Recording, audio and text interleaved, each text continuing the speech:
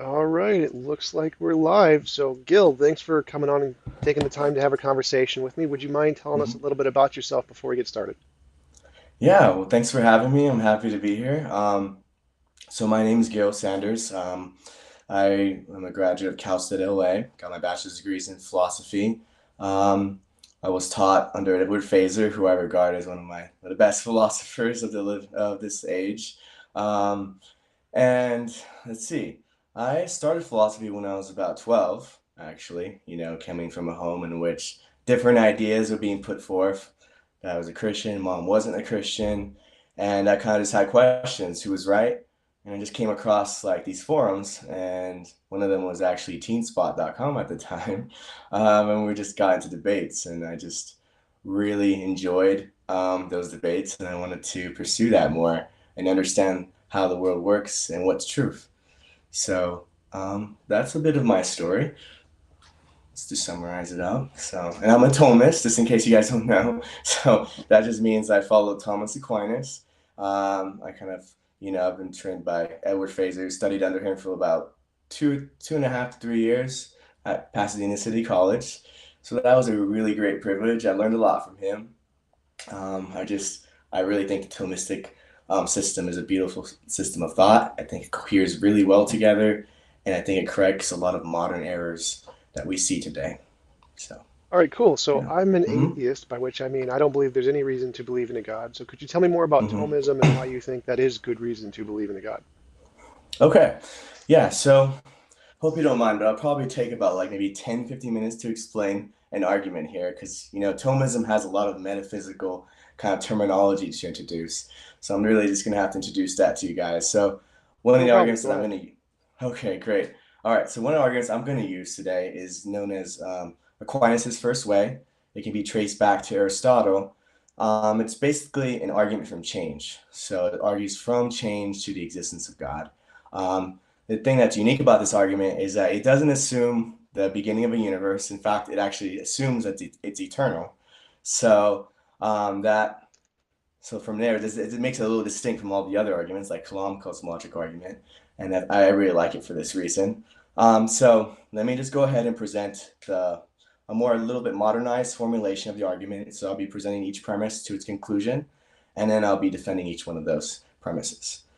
All right, so the first premise in the argument from change is that some things change. That's premise one. And now the second premise is everything that is changing is being changed by something else. Nothing can change itself. And the third premise is that, but this series of changes cannot go on to infinity. And then the conclusion, therefore, there must be a first cause of all change. And so I would like to start then with the first premise. Some things change. Now, I think this is pretty self-evident. I'm moving my hand, there's a change in location. Things die, they go out of existence. That's a change in substance. Things come into existence, that's also a change in substance. There's also changes in qualities, like, for example, water freezing, water melting. Those are changes in qualities. There are also changes in different like colors, that we see and the seasonal changes. So changes seems to happen all around us. In fact, it just simply seems to be an undeniable fact of reality. And so from this, I think that most people, it's pretty certain evident that our senses show us that change is real, that change actually exists, except for Parmenides and Zeno. So these two are pretty influential kind of characters, in at least in the ancient philosophy period. So their idea, Parmenides especially, is like, well, change is impossible. And his argument for that is he starts off by saying, well, there are only two ways in which we can describe the world. We can describe how the world actually is, its being, and then we can describe the way it's not, its non-being. So let's take, for example, a rubber ball. That rubber ball is actually red. It's actually round. It's actually made of rubber. But there are things that it's not. So it's not orange. It's not pink. It's not a puddle of goo. So those are things that it's not. So for Parmenides, he says, how do we account for change? Change goes from being a red ball to being something that does not yet exist, which is the orange ball. So that orangeness somehow comes into existence. That orangeness comes from is from not being.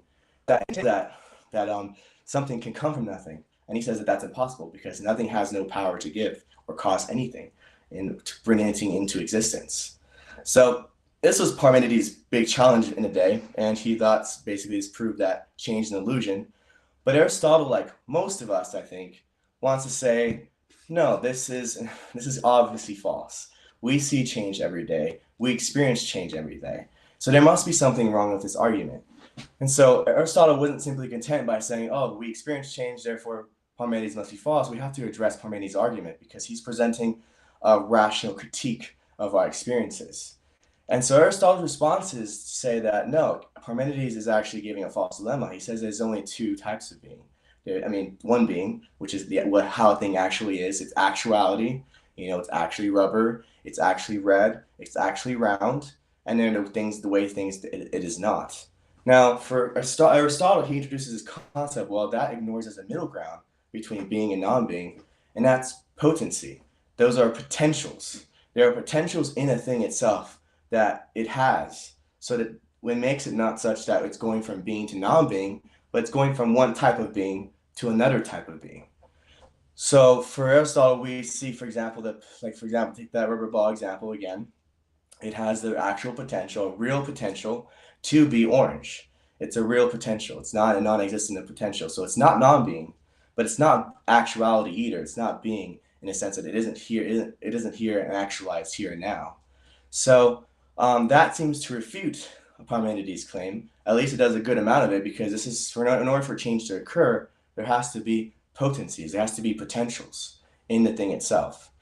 Then there's also a second precondition of change, basically. So in order for something to change, there has to be something actual to change it.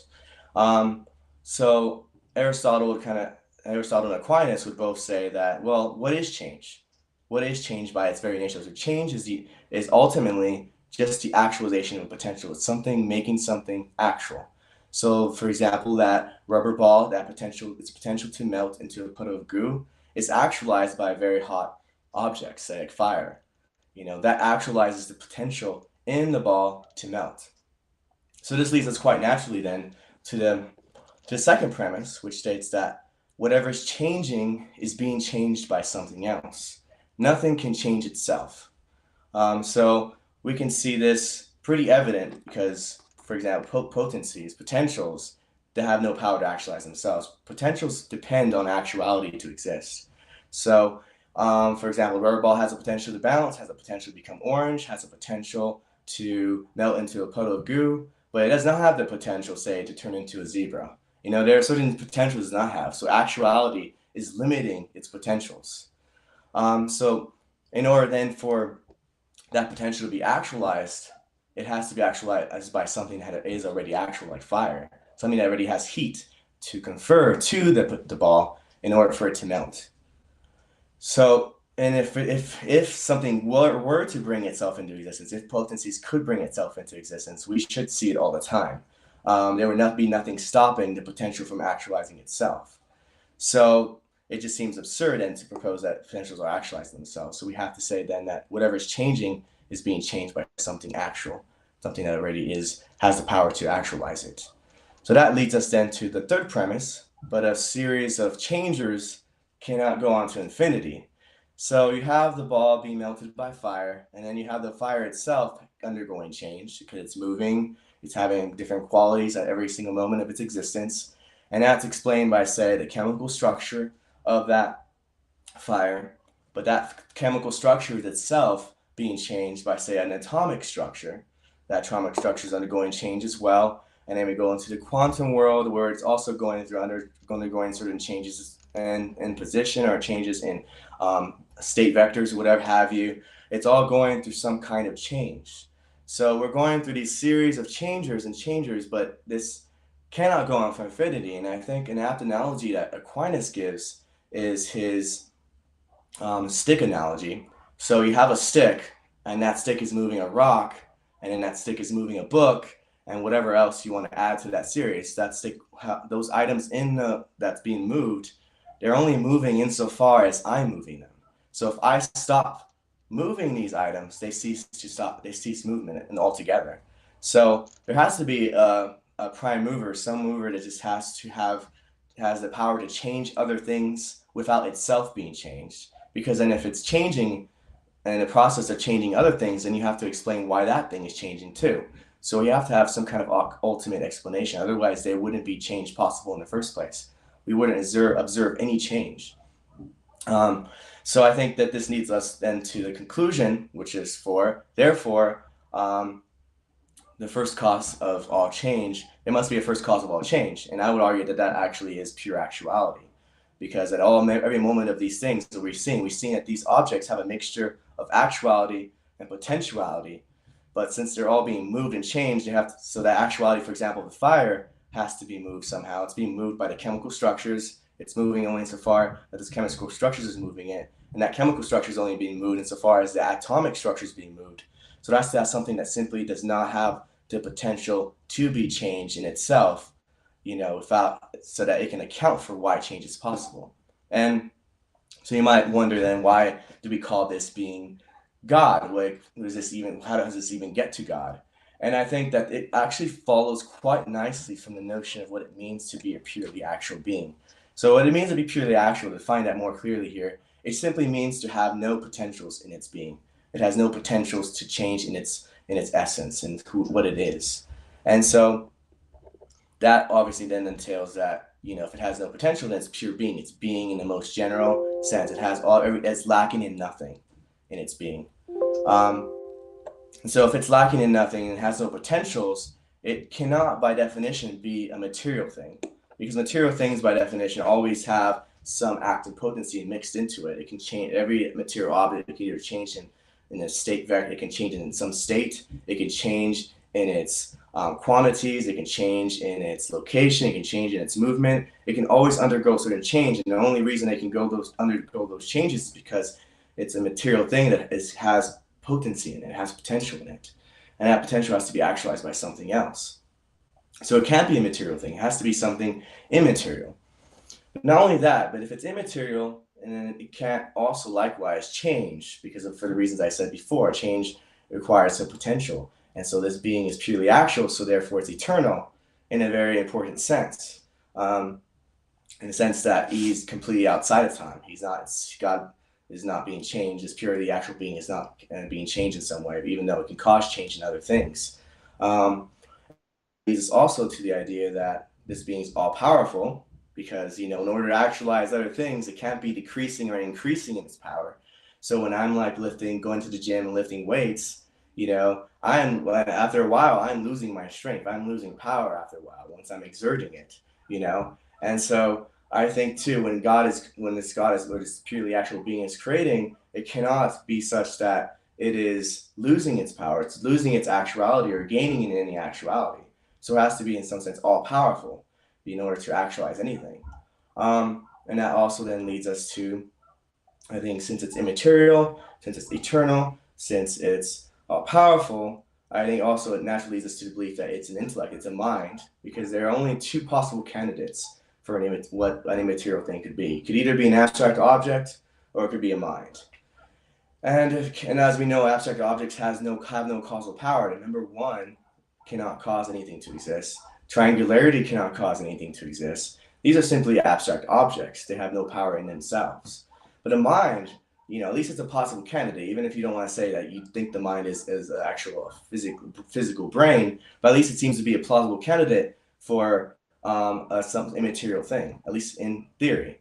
And so it seems then that we only left with the only other conclusion, which is the most plausible one, is that God must be a mind. He must have a mind to understand, a mind to grasp things. And from there, we can also say, from, like Aquinas says, from the intellect follows the will. So it must also have a will. It can't simply just have a mind that's necessitated to do or think in a certain way. Because if it was necessitated to create the universe, for example, if it had to create the universe, it would have to be actualized. It would be in its nature such that this God has to create the universe in order to actualize itself in God's being. But since God has no potentials in his being, he has something to actualize in himself, he doesn't need to create anything.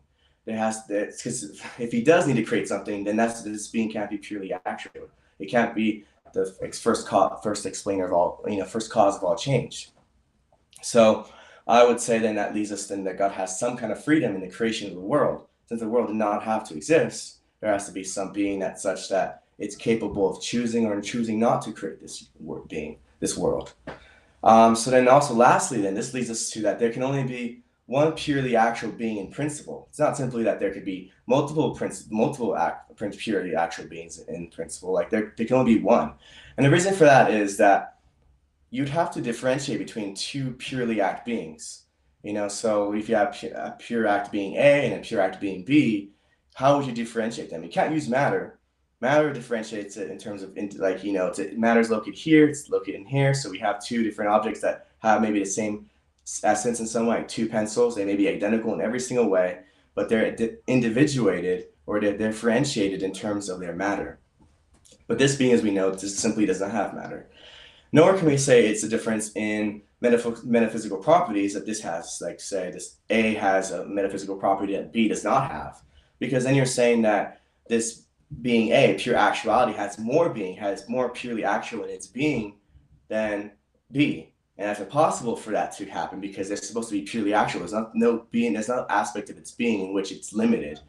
So the only reason we have diversity and multiplicity of beings is because there is a difference in what they have or what they lack.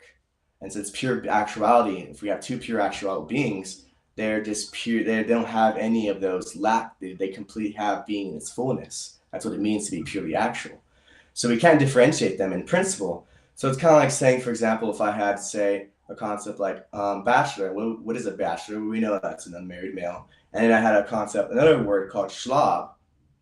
What would differentiate this two in terms of what they mean? Besides, of course, they're the words that we use. And well, the schlob, if I define schlob as an unmarried male as well, they're pretty much identical in their concepts. They're the same word in essence, Or when I talk about, we talk about morning star or evening star. Now, these things may differ in terms of their sense. That's, the classical Russell, as other philosophers have pointed out, is that they differ in sense that we're talking about the star that seems to appear in the morning and then the star that appears at night, but they're both the same. They both refer to actually the same object, so they have the same reference. So in the same sense, though, in the same way, it seems that there is no way to then, in principle, differentiate it, at least two purely actual beings, in terms of its ontology. There's nothing to differentiate. We may be able to differentiate in terms of like sense. You may try to use some different words to describe it. At the end of the day, it's still just going to be purely actual, and there can only be one being in principle that follows from this. So I believe that this is what we all know to be God, and I'll let you state your objections. All right, cool. Well, the first thing I wanted to start with was actually something not that doesn't have to do with Thomism. It was when you said that something that's timeless and spaceless must either be abstract or a mind. That is a argument from ignorance, don't you think?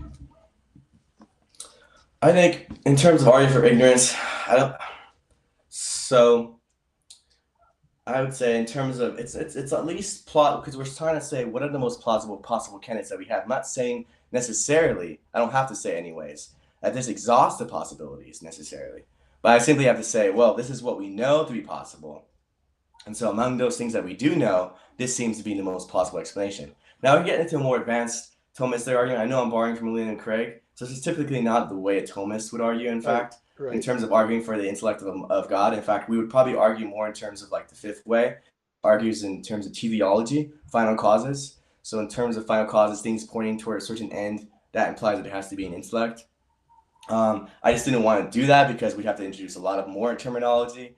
And then have to even go into the fifth way to demonstrate that. But I think this suffices to show that this is plausible, and the most plausible way to think how to think of this being.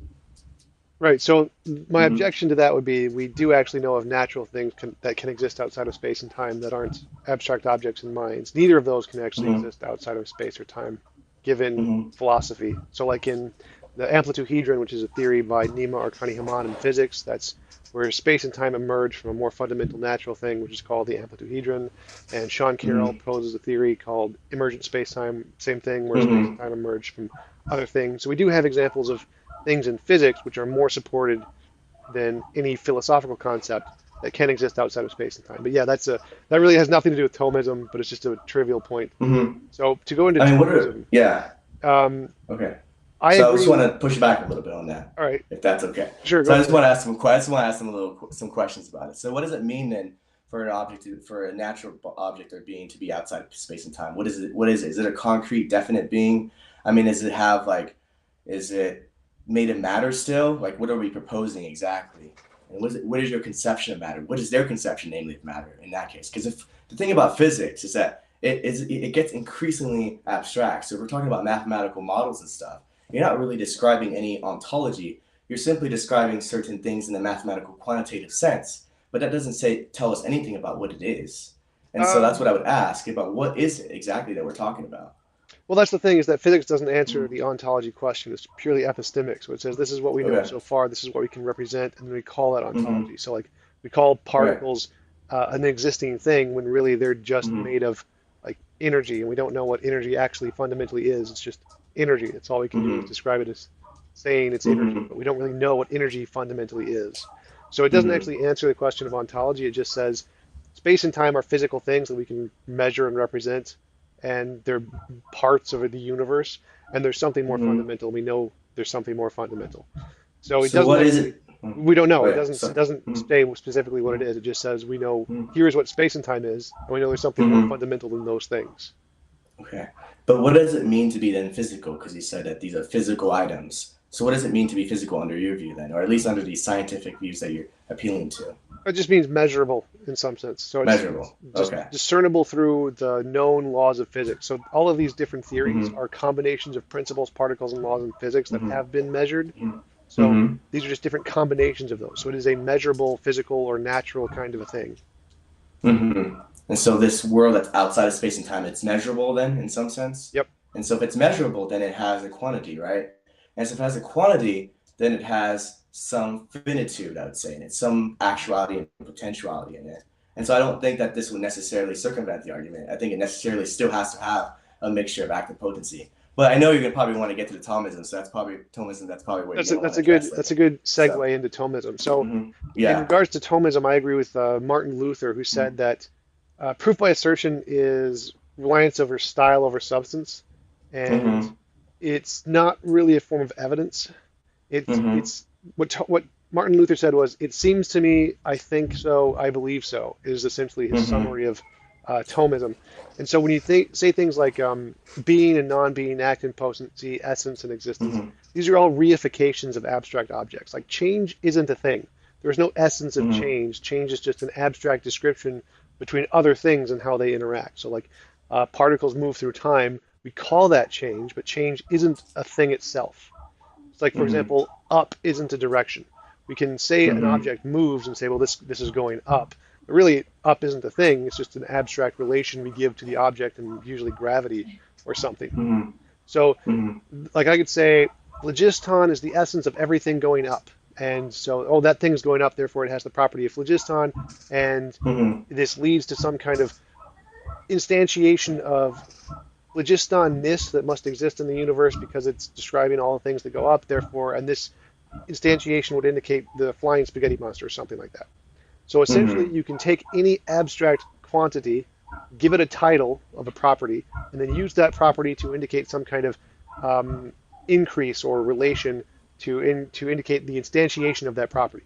But you can do this with anything. Mm-hmm. Just make up any property you want and do this. So Mm-hmm. all of these things you said, the essence, existence, act, potency, being, non-being, there isn't any evidence to show these actually exist. They're just abstract concepts, the labels that have been Mm-hmm. placed on things that exist in the world, which is Mm-hmm. essentially the main criticism of Thomism, that it's essentially just Mm-hmm. applying labels and then calling those labels real things, which is a reification, and then using that Mm-hmm. reification to indicate an instantiation of it like a real thing in the world, which it can't do. Mm-hmm. Because the first thing you have to do is, with any epistemology, is show what's the difference between the thing I'm labeling, is it real or imaginary? How do I show this isn't just a part of my imagination? And with science, we Mm-hmm. do that with novel testable predictions. If I Mm-hmm. say phlogiston is a thing, well, I have to give it properties and say, okay, I can show this is the case because I can make predictions about the future which other people can't predict. And that would be evidence Mm-hmm. that this exists outside of my imagination. But with Thomism, Mm-hmm. you can't seem to do that. They're just applying labels to things we already exist, that we already know about, Mm-hmm. which in Mm-hmm. science is just, you can do that with anything. You can say, like in quantum mechanics, we see Copenhagen interpretation, we see these effects occurring. We can label them in lots of different ways. Maybe it's the multiverse, maybe it's string theory, maybe it's magical leprechauns. You can label them in any way you want, but if you can't differentiate them from Mm-hmm. being imaginary and real, then you have no evidence. And for me, it seems like Mm-hmm. Thomism has that flaw, is that it's just labeling things with no substantive evidence to demonstrate these labels are correct. Mm-hmm. All right. So, do you believe that change is real then? That change really exists? No, I think It's a real process in change the is an world. abstract concept that describes real things. Change itself is not a real thing. Mm-hmm. Change itself is not a real thing. So what I'm describing, so I'm saying change is a description of something that actually occurs in the real world. It's a process of things that happen in the world. So I'm not saying change is a thing in itself. I never said that change is a thing, like an object, like some ontology here. That's some stuff you can grab onto. So I'm simply describing, saying that change is a description of the way things are, the way things happen to be in the events in the actual world, whether it's in your mind or it's in the external world itself. Change seems to be a real event. So I'm not saying it's a real thing. Change itself is a real thing. So it's a description of a process. Well, no, that's the thing, is change isn't a Mm-hmm. process. Change is just a Mm-hmm. description of a process. So there Exactly. isn't Yeah. like when you try to say that change, there must be a first changer or something, like a first mover to cause Mm-hmm. the initial change. Well, that's not true, because change is an Mm-hmm. emergent property of interacting multiple things. And change is simply an emergent property. Can you define that? What you mean by emergent property? Because it seems to me when something emerges, that itself is an instance of change. Like when something emerging, something out of some kind of collection of particles or whatever, however you want to define it. That seems to be an instance of change. Um, so I'm not quite sure because I don't think I'm not defining change as a thing in itself. Like I said, I am actually saying it's a description of a process. I'm saying that as well. I'm not denying that. It's just I'm not sure what you're saying exactly.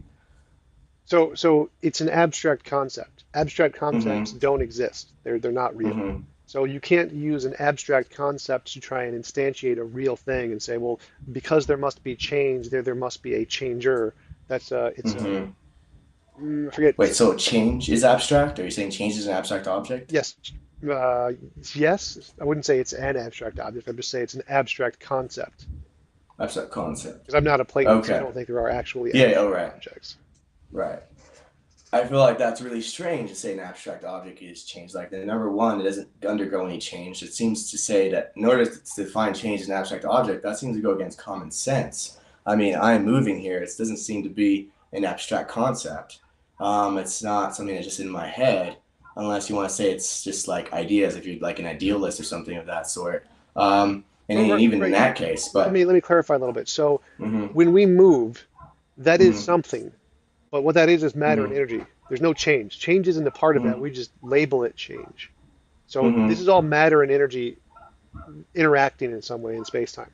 That's what it is. So there's a mm-hmm, beginning to matter and energy, but there mm-hmm, isn't the change. The change isn't a part of it. So when we see matter and energy move, we can say that had a beginning at like the Big Bang, but mm-hmm, that doesn't mean that this idea of change applies to everything before that, because it doesn't. Because we mm-hmm. know of things that can be outside of space and time that don't have the change feature, like things that Hilbert space, which just exist in all possible dimensions at the same time, where things can both exist and not exist at the same time, Schrodinger's cat. The laws of our conceptions of change break down before the Big Bang in quantum mechanics. So this idea of change that we apply to things like matter and energy motion don't apply to those fundamental levels. It's just an abstract label we apply to things like up. It's like there's Mm-hmm. no up before the Big Bang. Up is just a Mm-hmm. relation that we apply to things. So you can't say apply the concept of Mm-hmm. up prior to the Big Bang. It doesn't make any sense. Mm-hmm. Mm-hmm.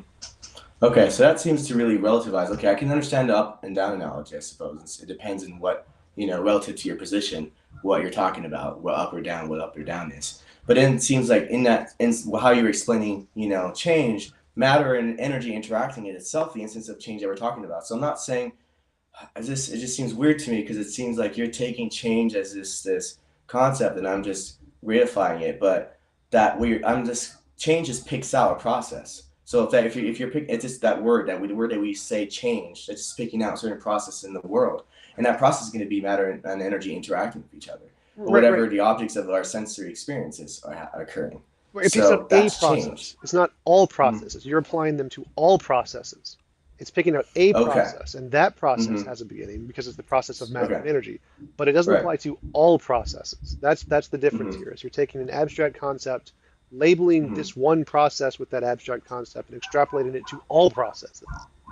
No, so I'm only applying that to things, processes that are actually undergoing change, though, in some sense. Like I'm not as far as as far as those things that when I'm saying something's changing, I'm not saying that everything is changing. I'm not saying all things are changing. Oh, right, You know, right. I'm simply saying that with the things that we do that see are changing, the things that are like the description of process, those are like in matter and energy interacting in different ways. That is change, and so as far as that is in fact occurring, you have to account for why that's occurring. How is that possible in the first place? And that necessitates the introduction of something like active potency as real features of the world in order to explain why change is occurring at any level. Well, no, Whether that's the part where I'm objecting to. That's a mm-hmm, false dichotomy. mm-hmm, There's many ways to mm-hmm, introduce change without that necessary potent or an active potency distinction. That's only one mm-hmm, way to potentially explain change. I don't think it does. I think it's just an abstract description. But we can have mm-hmm, change as a fundamental nature of reality, as again in like quantum states. If we can just say there mm-hmm, is a quantum field that exists, quantum mm-hmm, fields inherently generate change. The quantum field isn't changing at all, but it can cause mm-hmm, change in space-time events. mm-hmm, You can get that without act and potency. That is a process that exists eternally and can cause mm-hmm. change, but isn't itself changing in that sense. So it seems to me that you're simply saying it does change without explaining how it's possible for change to occur. Like, for example, if all we have is being, the way something is, that's just the way it is, like with the way that quantum state vector is, how it is, it's not going to be able to, what makes it possible then to produce change is it has a potential to produce that. It has that potential to cause that in some other object, say, Well, no, and some other no. object has a potential to produce it. So in physics, there's Mm-hmm. no potential. There's no potential energy. There's Mm-hmm. no potential. It's just inherent So into its nature. I So I think that's very, I think that's dubious because like Heisenberg, he appealed to potentiality as real aspects of the world. So it seems to be at least very much a plausible explanation of things. I don't think the quantum mechanics is in any way decisively accounted for change in the way that we're talking about. You're simply what quantum mechanics does. It describes the process of change, but it doesn't yet account for that process of change. So that's what we're trying to do is provide an ontological account for change, not simply describe it, because that's you can describe change, sure. You can have a quantum world that describes change, but what is the ontology of that change? What makes change possible in the first place? The very preconditions of change require a certain Well, ontology for remember that to that's rise. the part I'm saying. Change is Mm-hmm, abstract, so there is no ontology of mm-hmm, change. mm-hmm. But that just seems to be asserting why should it be abstract? It's a real concrete thing. Change is a process that we see in the world. It's No, concrete. no, Like for that's the example, part. when No, no. something So changes color, change isn't a or concrete thing. Change is an mm-hmm, abstract thing that we apply to concrete things. So changes in mm-hmm, color is a concrete thing, but change mm-hmm, itself doesn't apply to that. You can't use the word change to that because it's not what it is. What it is a physical process interaction between matter and energy. So we know matter and energy mm-hmm, have a beginning essentially at the Big Bang, mm-hmm, but that same concept of change doesn't apply to anything else. It only applies to matter and energy. There are things that in the quantum mm-hmm, range it doesn't apply to. Um, there are certain things in quantum mechanics that do have potential energy, which I'm mm-hmm, sure is what Heisenberg was referring to, but not all things do. That's not how it mm-hmm, works because there are certain fields that are just they're fields. They don't have potential energy. They just mm-hmm, are. So, if, for example, mm-hmm. Stephen Hawking said the net energy of the universe is zero. It doesn't have Mm-hmm. potential energy. It just is. So Mm-hmm. the concept, applying the concept of change, how we see it in the physical world, doesn't apply to the quantum level. It's just taking an abstract concept and then just extrapolating it to everything. Like if I said Yeah, up, so I don't. if I see Mm-hmm. something go up, well, we can just say up is a direction and applies to everything. Well, we know it doesn't because if Mm-hmm. you're on the other side of the world, what I see as up is what you should see as down. So Mm-hmm. taking that abstract concept, you can't apply it universally. They're just ideas. You would need some way to Mm-hmm. demonstrate these aren't just ideas by like making Mm-hmm. testable predictions. Mm-hmm.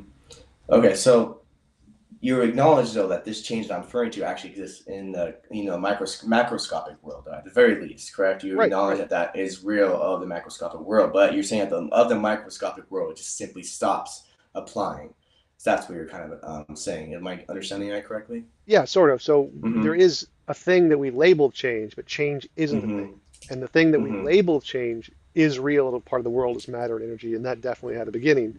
But you can't Hmm. extrapolate from that that all processes have a beginning. It's a composition division Hmm. fallacy. So we know Hmm. this process had a beginning. It doesn't mean all processes have a beginning. Well, since all processes is one going from one event to another event, for example, that is itself an instance of change. So change is simply a process. That's not a thing because you keep saying it's a thing. I'm confounded by that because I don't say it's a thing. It's a process. And so no matter what process you say, any type of process is going to be an instance of change. It's going to be an example of change. Our concept simply picks out that process. It's just a word that you pick out. Just like we have, say, the word red is just picking out something we observe in the world, or we have, say, particles or some body of objects, some body of extension, say, we're just picking that out in the world. We're not saying that the concept itself is the real thing. We're not saying the change of concept itself is the real thing. We're simply saying the concept of change is picking out some process that actually occurs in the world. Well, no, Um, no. eh, Again, mhm, that's the false dichotomy. So I can give you a few mhm, instances of change that have nothing to do with that at all. So one would be the block mhm, universe, where everything just exists simultaneously. There is no change mhm, in the block universe in the sense that you're using it. There is still mhm, something you can call change, but it's mhm, completely different concept in every way. So it wouldn't mhm, apply in the Thomistic world. It would just defeat the Thomistic world entirely. Same with mhm, infinite regress would also defeat the Thomistic world entirely, or circular, where something causes itself, would defeat the Thomistic world entirely. Those are all instances of change that don't have a beginning. And we have physical mhm, instances of like that. So like in quantum mechanics, that's more of something outside of change, which can then cause change. But it doesn't change. It's the Hilbert spaces don't change. They cause change, but they don't mhm, change. They just exist. So mhm. each one of these is an example of something changing in the Thomistic sense that defeats Thomism. So these Mhm. can happen. The way that Thomists apply the word change don't apply to these examples. Okay, so in those examples, what does change mean then? And when you're saying that there's change in those worlds in some way, but not change as a Thomist understands it. So what does that mean exactly? What is change in those particular worlds that you're talking about? So there's the essence essentially of the Hilbert space, and the Hilbert space has Mm-hmm. some essence which can Mm-hmm. result in a statistical difference in spacetime. So the Hilbert space doesn't Mm-hmm. change at all, but stuff in Mm-hmm. spacetime changes because of the Hilbert space. Mm-hmm. So the Hilbert space has some kind of causal power that's exerting onto the thing itself. Is that what it is? Or simply a math? So like I need to brush up on that to be honest. But so in that model, is it trying to say that it's static and somehow it's just still causing some differences in some concrete world? Yeah, so it would be analogous to how Mm-hmm. you see as God Mm-hmm. being outside of just pure act, pure Mm-hmm. Mm-hmm. in that sense. So it'd kind of be like that. Mm-hmm. Mm-hmm. So is it? But the thing is, like even you're saying that physics doesn't actually explain the ontology of it. It doesn't explain what it is that's not changing. It's simply saying there's some non-changing thing we can maybe describe in some mathematical sense, perhaps. But that mathematical sense, why should we think that those mathematical, those mathematical concepts, those mathematical descriptions we have that are actually real, like they actually really exist and that they're even possible in the first place? Like, how do we know that they're possible things to exist that can possibly exist? Well, physics is more supported than anything in philosophy. So physics is a Mm-hmm. combination of principles, particles, and laws that have been verified, and we're just combining them in different ways. So Mm-hmm. the multiverse, for example, is a combination of vacuum states and early universe inflation. So which Mm-hmm. both of those we have empirically verified. So everything in physics already has a good evidential basis, more than anything in philosophy, because philosophy is essentially we're just Mm-hmm. taking concepts in our Wait. minds and applying them to reality. Mm-hmm. Whereas physics, it's taking physical concepts we have demonstrated to exist in reality and combining them in different ways.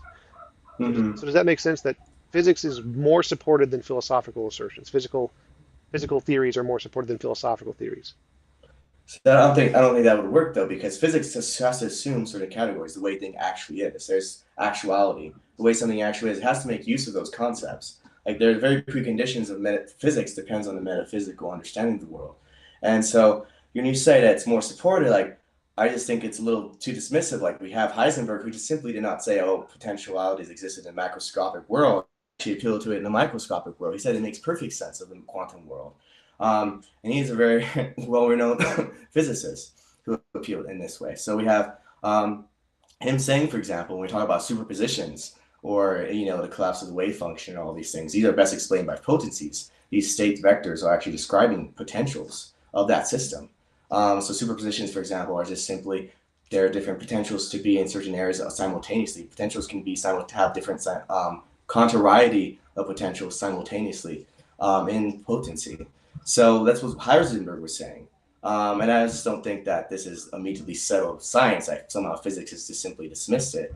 And this whole notion, like, well, the notion of multiverse, like, I don't see any kind of like, what do you mean by empirical support? Do you just simply mean it's like empirically supported, like it's a possible model that can make coherent sense? Or do you actually believe that there are multiverses in the real world? Do you think that's settled by science at the moment, or what are you Uh, claiming there? no, not exactly. I mean, like, if we're Mm-hmm. trying to explain some event, like what knocked over a cup, if I add in things Mm-hmm. like, well, it could be the squirrel, it could be the wind, it could be Mm-hmm. a bird or something. If I add in things that Mm-hmm. we already have empirical support for, that Mm-hmm. explanation is going to be a better, more supported explanation than if I add in things that we don't have empirical support for. So if I said Mm-hmm. aliens or leprechauns or magic, those Mm-hmm. explanations would be inferior to the explanations of the squirrel or a bird or wind because they already have Mm-hmm. empirical support.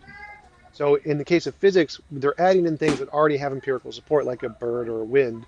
In the case of the multiverse, it's the early universe inflation and vacuum states. Those are empirically demonstrated things like birds and squirrels. So saying that Mm-hmm. these things can cause the change that we see in the universe is more plausible than saying it's act and potency or being and essence and all of these other descriptive terms, because these don't have empirical support. These are just descriptions we apply to things. No, I would say that's false because the empirical support is that there's the way a thing actually is. We see how features are actually are. It's like the particles. We see state vectors. We see how those states are, whether they're positive, negative states. We see that those are the ways that they actually are in being. And then there's also the way it potentially is. So we see potentials in an indirect sense, I suppose, in that we see that change is occurring. We see that it goes from a different state to another state. We see processes even in physical quantum world changing. We see even common sense tells me that this my hand is here has a potential to open up. So it opened up. There's a potential there. It's not actual yet. I have potential to open my hand up, but now there it is. It's empirical. I can verify that. And so what we active potencies is picking out things that actually really occur in life and simply explaining how it's possible for us to see those things, how it's possible for there to be change at all. And it states the very preconditions of reality. I don't see it as actually just a concept. It's a reification. I think you're simply I don't know. I don't understand why you see it that way. Well, that's the consensus in philosophy is that you've Mm-hmm. taken these things that we see and you give them a title, Mm-hmm. but we can just give Mm-hmm. them a different title. We can apply different concepts to them, different ideas of ontology other than Thomistic ontology, and those are equally supported. Like the Consensus infinite, by who though? What philosophers are you appealing to? um, what's it, the Paul, Phil Survey's paper, I think. Mm-hmm. So So, did they actually say that this is just Thomism is just word games? Is that what they say? well, I know that's specifically what Bertrand Russell and Martin Luther and the many philosophers I've read about it have specifically said about Thomism, but they usually consider Mm-hmm. the more generally like the theistic enterprise to be not as more about word games. So I can Mm-hmm. definitely find I can try to find studies specifically on Thomism if you want, but it's Mm-hmm. theism itself is a minority position in philosophy, and Thomism is a minority position in that. So Mm-hmm. it's not hard to make that extrapolation. So Well, I think that's a stretch though, simply because even if it was the case, for example, like this minority, like yeah, okay, so it's minority for now at this point in time, um, but that doesn't necessarily mean that everyone thinks it's nonsense or just gibberish or it's just word games. I think that that's not justified by the consensus. I mean, you can respect the view and say, yeah, okay, that makes sense, but at the same time, it's false. It's I can see what you're saying, but it's just false. I think that's more likely what they're saying. I haven't really encountered that kind of dismissive attitude, especially because we have E.J. Lowe, we have John Haldane, we got Robert Pasnow, we got Kit Fine, one of the eminent Aristotelians of today. We have David Oderberg. We have all these great thinkers like Nancy Cartwright, Stephen Munford. These guys they know their stuff, and they're modern philosophers, and everyone respects them in the field. And no one's making a charge. Oh, you're just kind of making language games. You're making word games, and it's gibberish. I don't see that as actual plausible inference from this fact that there's a consensus necessarily. I think Um, that's usually exactly I don't think they use those words specifically, but they're saying mm-hmm. that all you're doing is taking language and applying it. Like, say, if we see a phenomenon like something rising, You can say, well, that's Mm-hmm. phlogiston. There's a phlogiston particle that's causing it to rise. And someone else can say, oh, Mm-hmm. no, no, no, it's not. It's just the particles are just expanding, which is what's causing it to rise. You can apply two different ontologies to describe what change is. It could be like a Mm-hmm. Thomistic kind of ontology, or it could just be a different kind of ontology, like a physics kind of ontology. And simply Mm-hmm. saying, well, the Thomistic kind of ontology applies to everything, well, I can just say the physics kind of ontology applies to everything. So The you problem can, is that by your own, by what we said though, is that physics doesn't even have an ontology. right, it doesn't, So, right, so and that's so a physics problem. doesn't go that Mm-hmm. far. No one does because the Mm-hmm. correct answer is Mm-hmm. we don't know. But anyone can. You can Mm-hmm. take physics and then just say, Mm-hmm. okay, here's the fundamental ontology. We're just going to apply it to everything and be done. But that's just Mm-hmm. not a supported conclusion for anything. And that's exactly what Thomists are doing. They're taking the ideas, the concepts they have, and just saying, oh, this is the fundamental ontology, which isn't supported. And Mm-hmm. anybody can do that. We can do that with physics and say, here's the fundamental ontology, and it's everything, which of course also wouldn't be supported. So that's Mm-hmm. why the philosophers don't really see Thomism as a strong argument because it's just taking an idea and asserting that it exists, like proof by assertion. And it Mm-hmm. doesn't really work because you can just make proof by assertion of a different ontology and it'll be equally supported. Mm-hmm. So I've seen a lot of philosophers, I study a lot of philosophers. I've been under calculated way, people who are not Thomists, they don't use that objection. They don't say Thomism is just word games. They usually just simply say, well, we just have better metaphysical and we have better metaphysics. We don't need that anymore. Or they kind of have this idea of like, oh, it's outdated. We don't need to appeal to final causality. We have certain things like efficient causality suffices to explain the world. It isn't to the extent what you're saying, well, we can just we can describe whatever we like and add words to it. I just think that that's just not true. And we How are have those two very, different?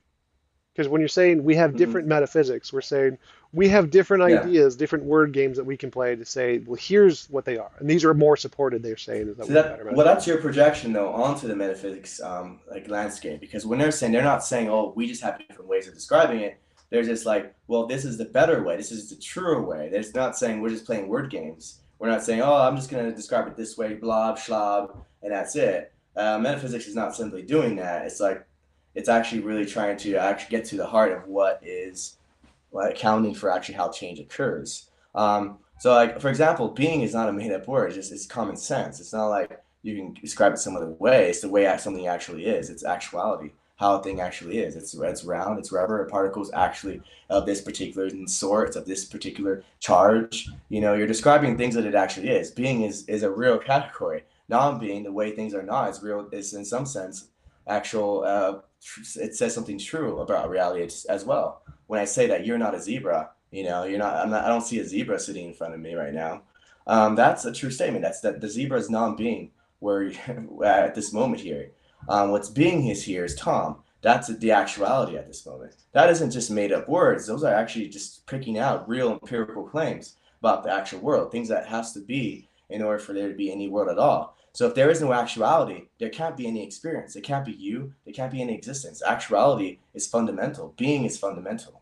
Well, So again, those aren't that's just made up words. those are made up words. So Mm-hmm. just saying being is fundamental is just like saying um, zebras are fundamental. Like I can make up a Mm-hmm. word and say this applies universally to everything, but you haven't presented any way to differentiate your So that's what, assertion. so no philosopher would agree with you with that. No metaphysician will ever agree with you that being is just a made up word as much as like zebra or schlob that we can use it to mean anything. They would say being is a real feature that you need being in order for there to be anything at all. Like in order for you to experience anything, there has to be being. No, being And is an so, abstract concept. So mm-hmm. you're applying it again. It's a reification. I'm just taking this straight Mm-hmm. from Russell in his critique. Mm-hmm. So there are Mm-hmm. actually the biggest, most famous philosophers in the world have said this Mm-hmm. repeatedly.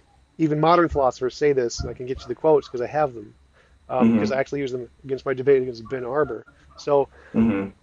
these concepts, you're using words that apply generically to lots of different things, and then saying that these Mm-hmm. represent an essence of fundamental reality when they're just words that apply to lots of general different things.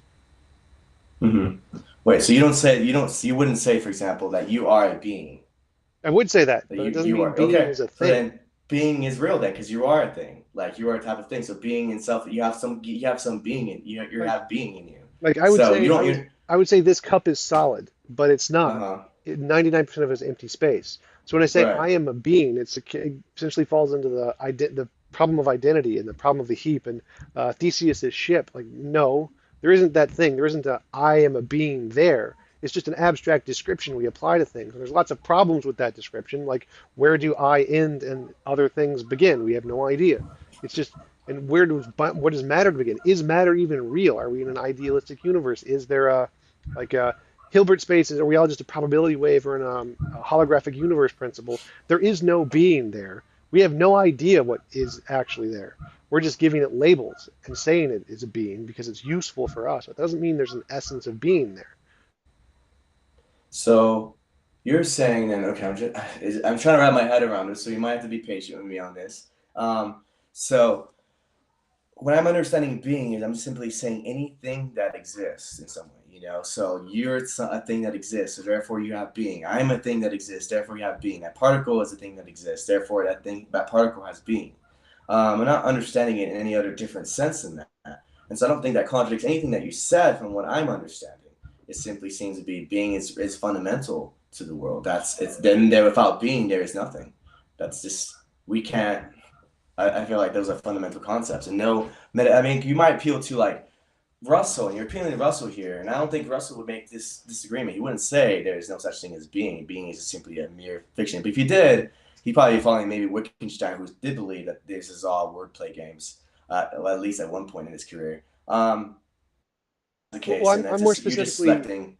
looking at it Mhm, from like a quantum physics perspective, where we don't exist. mhm. We're just probability waves, essentially. There is no being there. There is But no waves being do there. have being in some sense. There's something that Right, right. So exists, in this right? analogy, So the vector.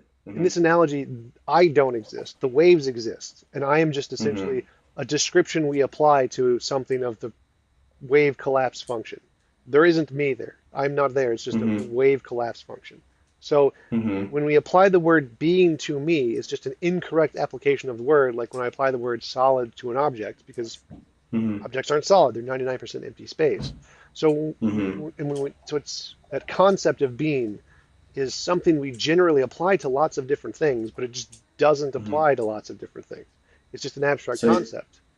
hmm so you're saying that there's no being to the wave function collapse. There's no quantum being.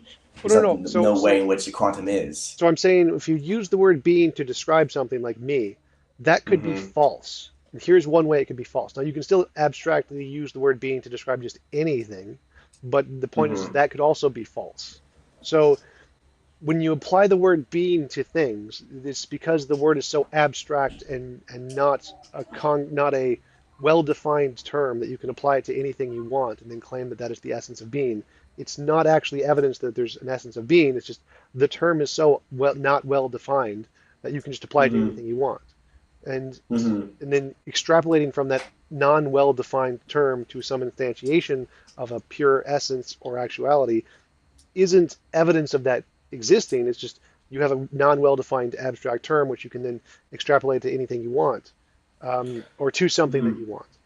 So it's Hmm. again, you would have to actually demonstrate that your properties of being and potency, like or being and non-being, that these actually are things. That they're not just Hmm. abstract descriptions we're applying to things, but they're like real things in the world. Like I can demonstrate matter is real and energy is real and motion is real, but being and That's potency isn't being. isn't no, no, you're just labeling that as being. Matter is being. I You're just mean, labeling everyone that. would say, You're labeling okay. that as being. So So you're labeling matter as matter. Wouldn't that just follow? Like you're just labeling matter as matter. You're making labels too as well, it seems. Like what makes matter matter? Why pick out matter as why say that that's matter? we It we just can seems demonstrate like it. It's what not just a label. We can demonstrate it. It has properties, has demonstrable properties. Being what doesn't are have demonstrable properties? What are properties. properties though? What are properties? Properties is a form of being. It's an No, that's aspect just of a being. label. So again, properties are things we No, can properties is a demonstrate. label too then. So what is properties then?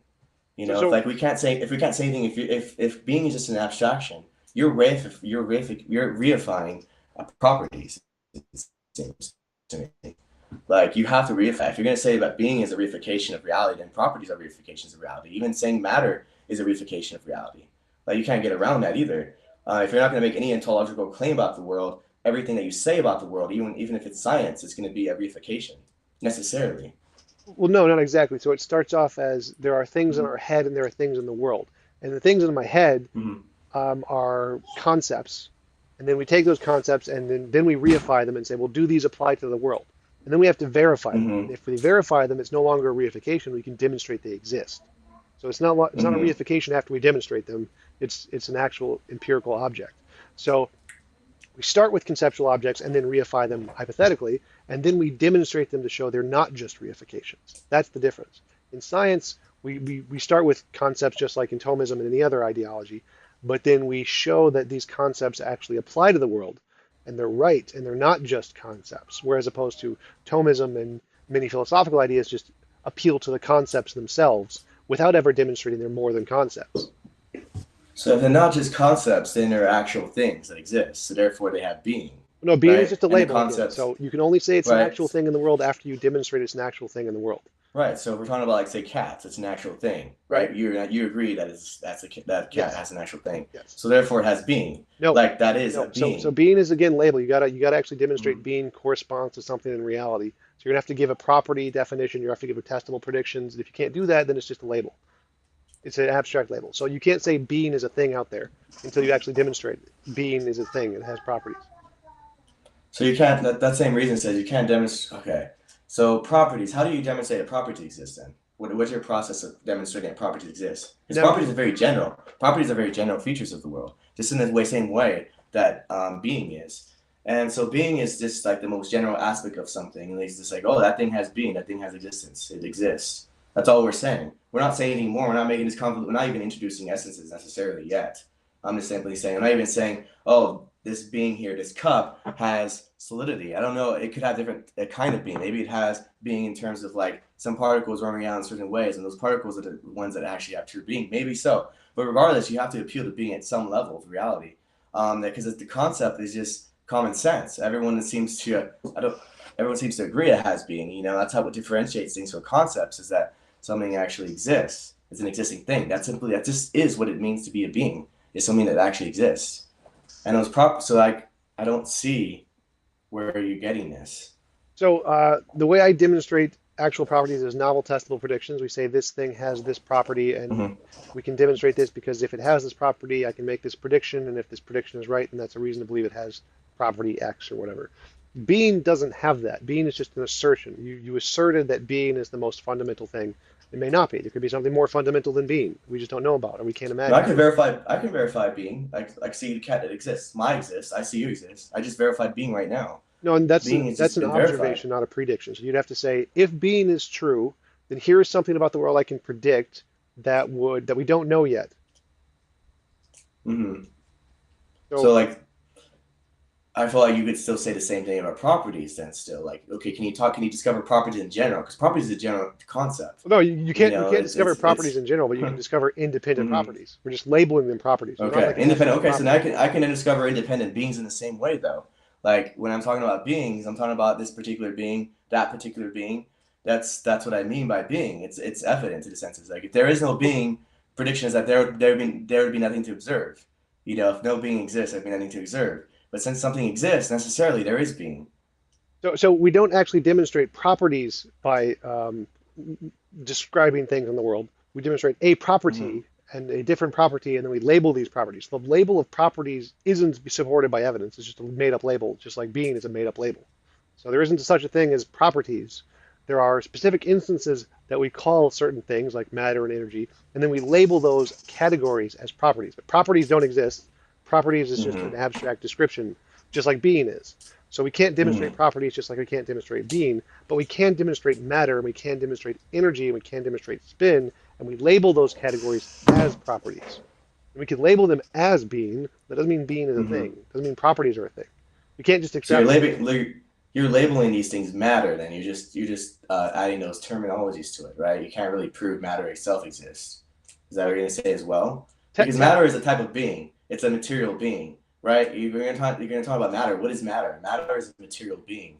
I just it doesn't make sense to me. so again, if I want to say something exists and isn't a part of my imagination, I can say if it exists, we can make a Hmm. prediction about what's going to happen in the world.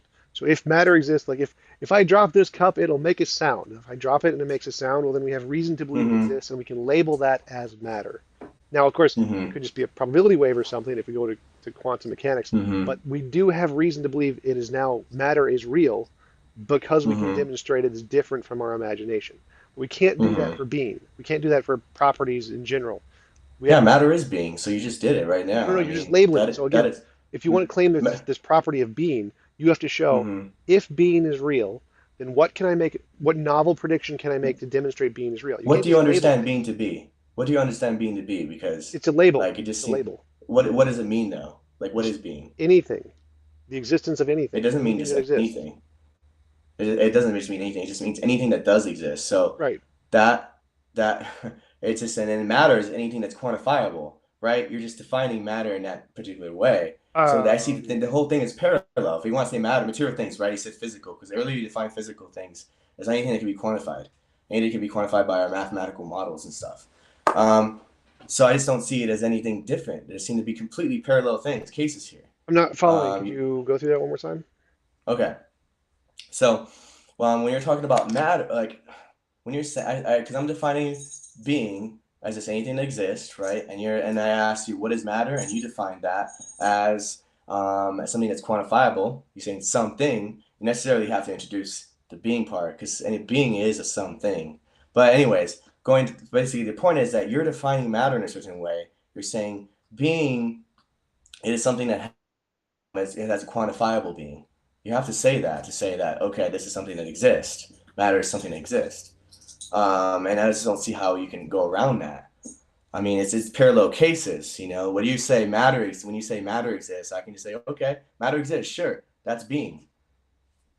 Okay, so in the case of matter, when I'm trying to describe matter, I wasn't trying to Mm-hmm. give it a technical definition there. So in my Mm-hmm. analogy, anything, any property you want to claim exists, you have to demonstrate it. You have to say, if this property exists, we have to make novel testable predictions to demonstrate it exists. Now, we claim matter exists, and it's going to have properties of like being made of protons and neutrons and electrons, and then we can demonstrate this with certain tests, and we call that Mm-hmm. matter. So I wouldn't, if I tried to like define what is the essence of matter and what would be the absolute basal form of matter, I have no idea, not a clue, wouldn't even try. So when I'm Okay, so you don't defining, even know what matter is. Okay. no, we don't. So All that's right. science doesn't answer any of those questions. Science doesn't even try to because we can't. That's Mm-hmm. kind of why Thomism doesn't work and those kind of metaphysical ontologies don't work is because they're making assertions about the fundamental nature of reality, which we can't demonstrate. They're all just, we don't have any way to show that these metaphysical claims are real as opposed to imaginary. So that's why All right. So science you. doesn't answer those Mhm. questions. But the thing is, you said that science needs to demonstrate that something exists. Yes. That itself is that something that exists. Existence in itself is being. You're appealing to Right. something, okay, it has to be being that exists in the external world. Something exists that corresponds to it. You can't make any sense of demonstrating anything if there is no thing, no being to it from which to demonstrate. Being is a very precondition of the demonstration. You can't, you have to, there has to be being in order for there to be even for you to even say intelligibly that we have to demonstrate its existence. That whole claim, demonstrate its existence, it assumes being. It assumes being because being is something that exists. Right. Being is just the description of things that exist, but that doesn't Mm-hmm. lead to anything. So we can describe things that exist, but that doesn't follow that therefore anything. It's just a description. So if you want to say that, It follows that something does exist. Named a cat, you exist in some way. We don't know the exact way. You can say, oh well, the quantum world kind of messes how we think of how that exists, but it still exists in some way. It's still a kind of being.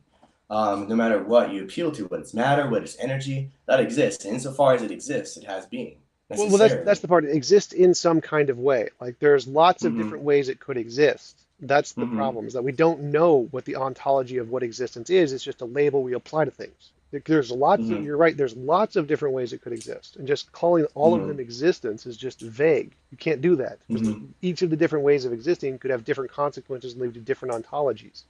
So just Mm-hmm. saying, well, we're just going to call whatever way it exists, just existence as a general property, and then extrapolate from that one kind of ontology doesn't follow. Because there's lots of different ways it could exist, and there's lots of different ontologies that can describe that existence. Mm-hmm. Well, so yeah, there's a lot of described existence, but they all have existence in common. So you have existence in common with that cat. I have existence in common with you. These are certain aspects so those things that we have in common, that's being. That's just what we're saying. So there's a real things in the world that being is something it just is. It's one of these fundamental terms that we use all the time and we have to use. So like the way something actually is, what is matter in comparison to energy, we're going to pick out properties. You're going to have to pick out properties, certain descriptive features of how these things work. You're going to pick them out, and it's going to describe in some way its being, you Well, right, know? right. So we use the label Mm-hmm. being for things that exist, but we can't use the Mm-hmm. label being and then extrapolate an ontology from that. We can't do that. That's not possible because Mm-hmm. it's just an abstract concept. We don't know what being actually is. We don't know the ontology of being, whereas you're taking the being and then extrapolating from that abstract concept an ontology, which is what you can't Mm-hmm. do. So I agree the concept of being applies to things that exist, but it doesn't Mm-hmm. tell us anything about those.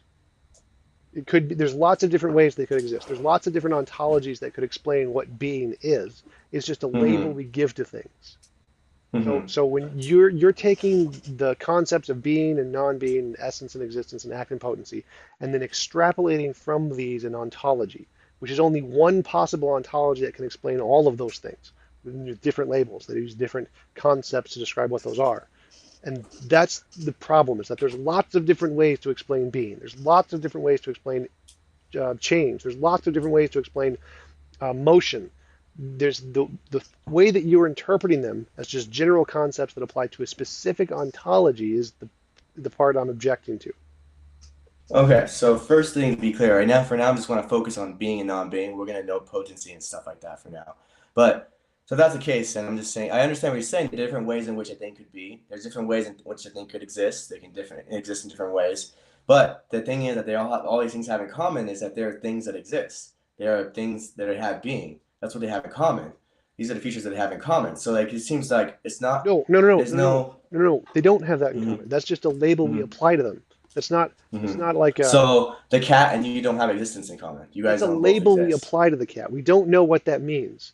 It's not something it We has don't in common across all worldviews. It's we our don't know what existence description. means?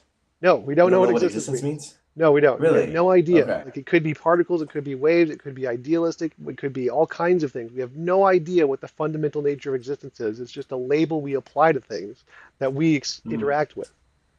So you don't know what it means for you to exist. You say, if I said, "Do you exist, Tom?" And like, I don't know what it means to exist. Would you? Was that something you would say? To the ontology, yes, we have no idea what the ontology of existence is. We know an epistemic existence, which we could describe how we exist. And we label it existence, but that doesn't tell us anything about the ontology of existence at all.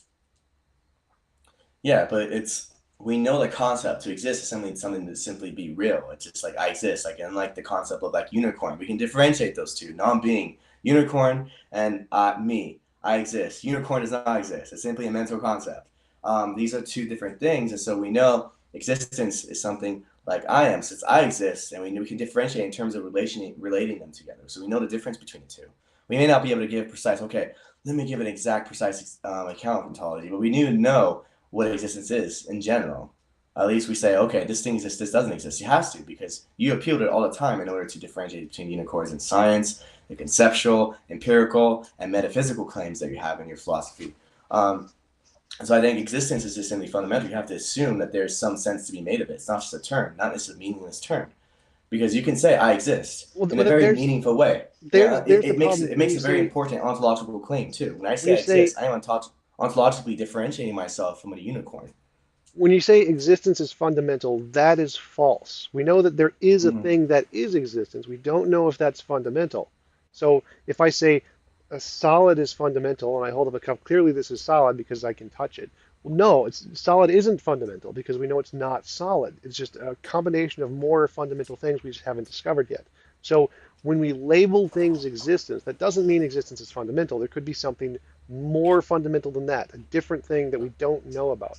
So existence is a label we apply to things. It isn't a property of the universe. It's not a fundamental, by which I mean it's not fundamental. It's just an abstract concept. You can't say that there is this abstract concept and therefore it's fundamental. We can because those two are contradictory terms. It's a category error because we're taking the concept in our head and then take that and then describe that thing as being fundamentally an ontology about something in reality. And that you can't do. In order to go from the concept in our head to something that exists in reality, you need to demonstrate that it's not just imaginary, and that's what science does. And so that's my main objection You to need your to statement. demonstrate.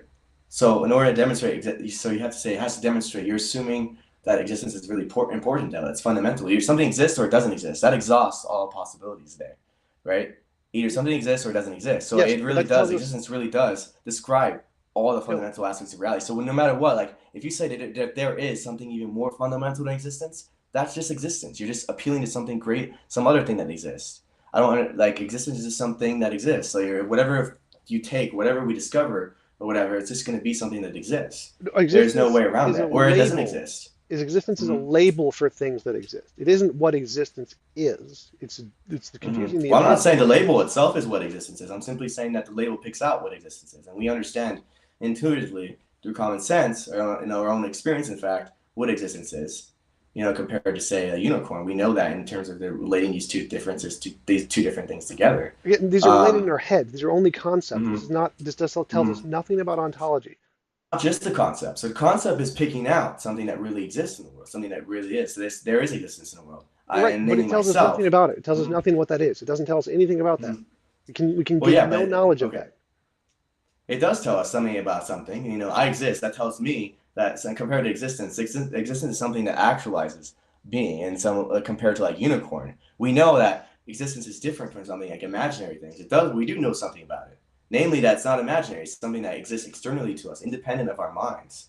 That No, is again, something that we know again, existence that's just the has. definition of existence. So we can grant things exist, Mm-hmm. and we use the word existence to describe the things that exist as opposed to the things that don't exist, like unicorns. But we say Mm-hmm. a chair exists. What does that mean? We get nothing. Mm-hmm. There's no ontology that we can describe about the chair just because we say it exists. It's super vague. It doesn't mean anything. It's just a label we apply to it. And then in order to define what it means to exist, well, then we have to say, well, we can test it, we can demonstrate it, we can show that it has these properties which are not just imaginary. The existence itself is just a label we apply to it. It doesn't mean anything other than not non-existence. So it's just definitional. But then if we want to say something about ontology, about reality, then you have to show it's not just imaginary. So you have to go beyond the label of just exist and demonstrate Mm-hmm. what it means to exist. And to do that, Mm-hmm. we use science. You can't just apply the word existence and then lead to an ontology from the definition. You have to actually go beyond that. Well, how can you know how can science know how to prove existence if it doesn't know what existence is? It If it doesn't. doesn't It know doesn't. anything about It doesn't prove existence, existence. Existence is just a it doesn't label. prove So existence. again, we say things Mm-hmm. exist, and then we say, well, what does it mean to exist? And then we start to Mm-hmm. say, well, it has this property, and we can demonstrate this property.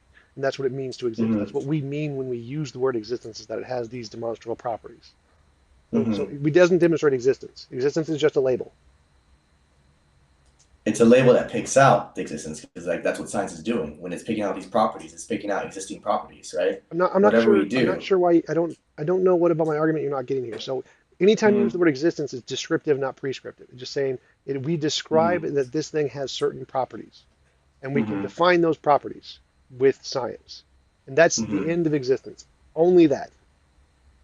Mm-hmm. Well, let's see. Like, we take. I'm not saying that we can. I'm not saying anything where we can say more something more fundamental about existence necessarily. I'm saying that okay, yeah, maybe it might be a primitive. For example, we might say it's a primitive term in some way, and that it's taking a primitive feature of the world, and then that's it. We can't really kind of define existence in terms of something else more fundamental than existence. And I'm not saying anything like, to that extent. I'm simply saying, like, yeah, okay, so existence is something that our concepts really pick out in the world that exist those that exist, so therefore existence has so something has existence, namely me. I'm the something that has existence because I exist. So what's disputable about that? To say metaphysically there has to be something exist, like namely myself, as you acknowledge, because you agree with Descartes on this. So you think I therefore I think therefore I am. So existence, since I exist, therefore I have existence. Existence isn't something fake; it's real. Isn't So it just a so concept? so like if I said logic, A equals A, the law of identity. Does Hmm. A exist? Well, not in a general feature, no. Exactly. That's exactly Hmm. what I'm saying. Existence is the same Hmm. thing as A. It's a label Hmm. we apply generally to describe things, but it isn't the thing Hmm. itself. We can't just say, well, because A Right. can be used to describe everything, therefore A exists. That doesn't make any Well, I'm sense. not saying okay. So I'm not saying existence itself exists. I'm not saying this bare general existence in its most at least not yet. At least my conclusion did, because that's what pure being is. But when we're starting off here, that's not what I'm saying. I'm simply something exists, therefore that thing has existence. So existence is in some sense real and that exists in a particular thing. Well, I'm not saying existence itself exists. I'm not saying the number A exists itself. But we are saying, for example, like you say about laws of logic, it does describe reality. It does something in the sense in which it is a real aspect of reality. Not that the law of logic itself in its abstract form exists as a concrete thing, but it really does describe an actual, the physical processes, the way the physical world actually is. So in a similar sense, when we're saying about existence, we're simply describing something the way the world actually is. We're saying that this thing exists, that thing has existence, that thing has existence. These things share these common features that they namely exist, unlike, say, unicorns. Matter, energy, cat.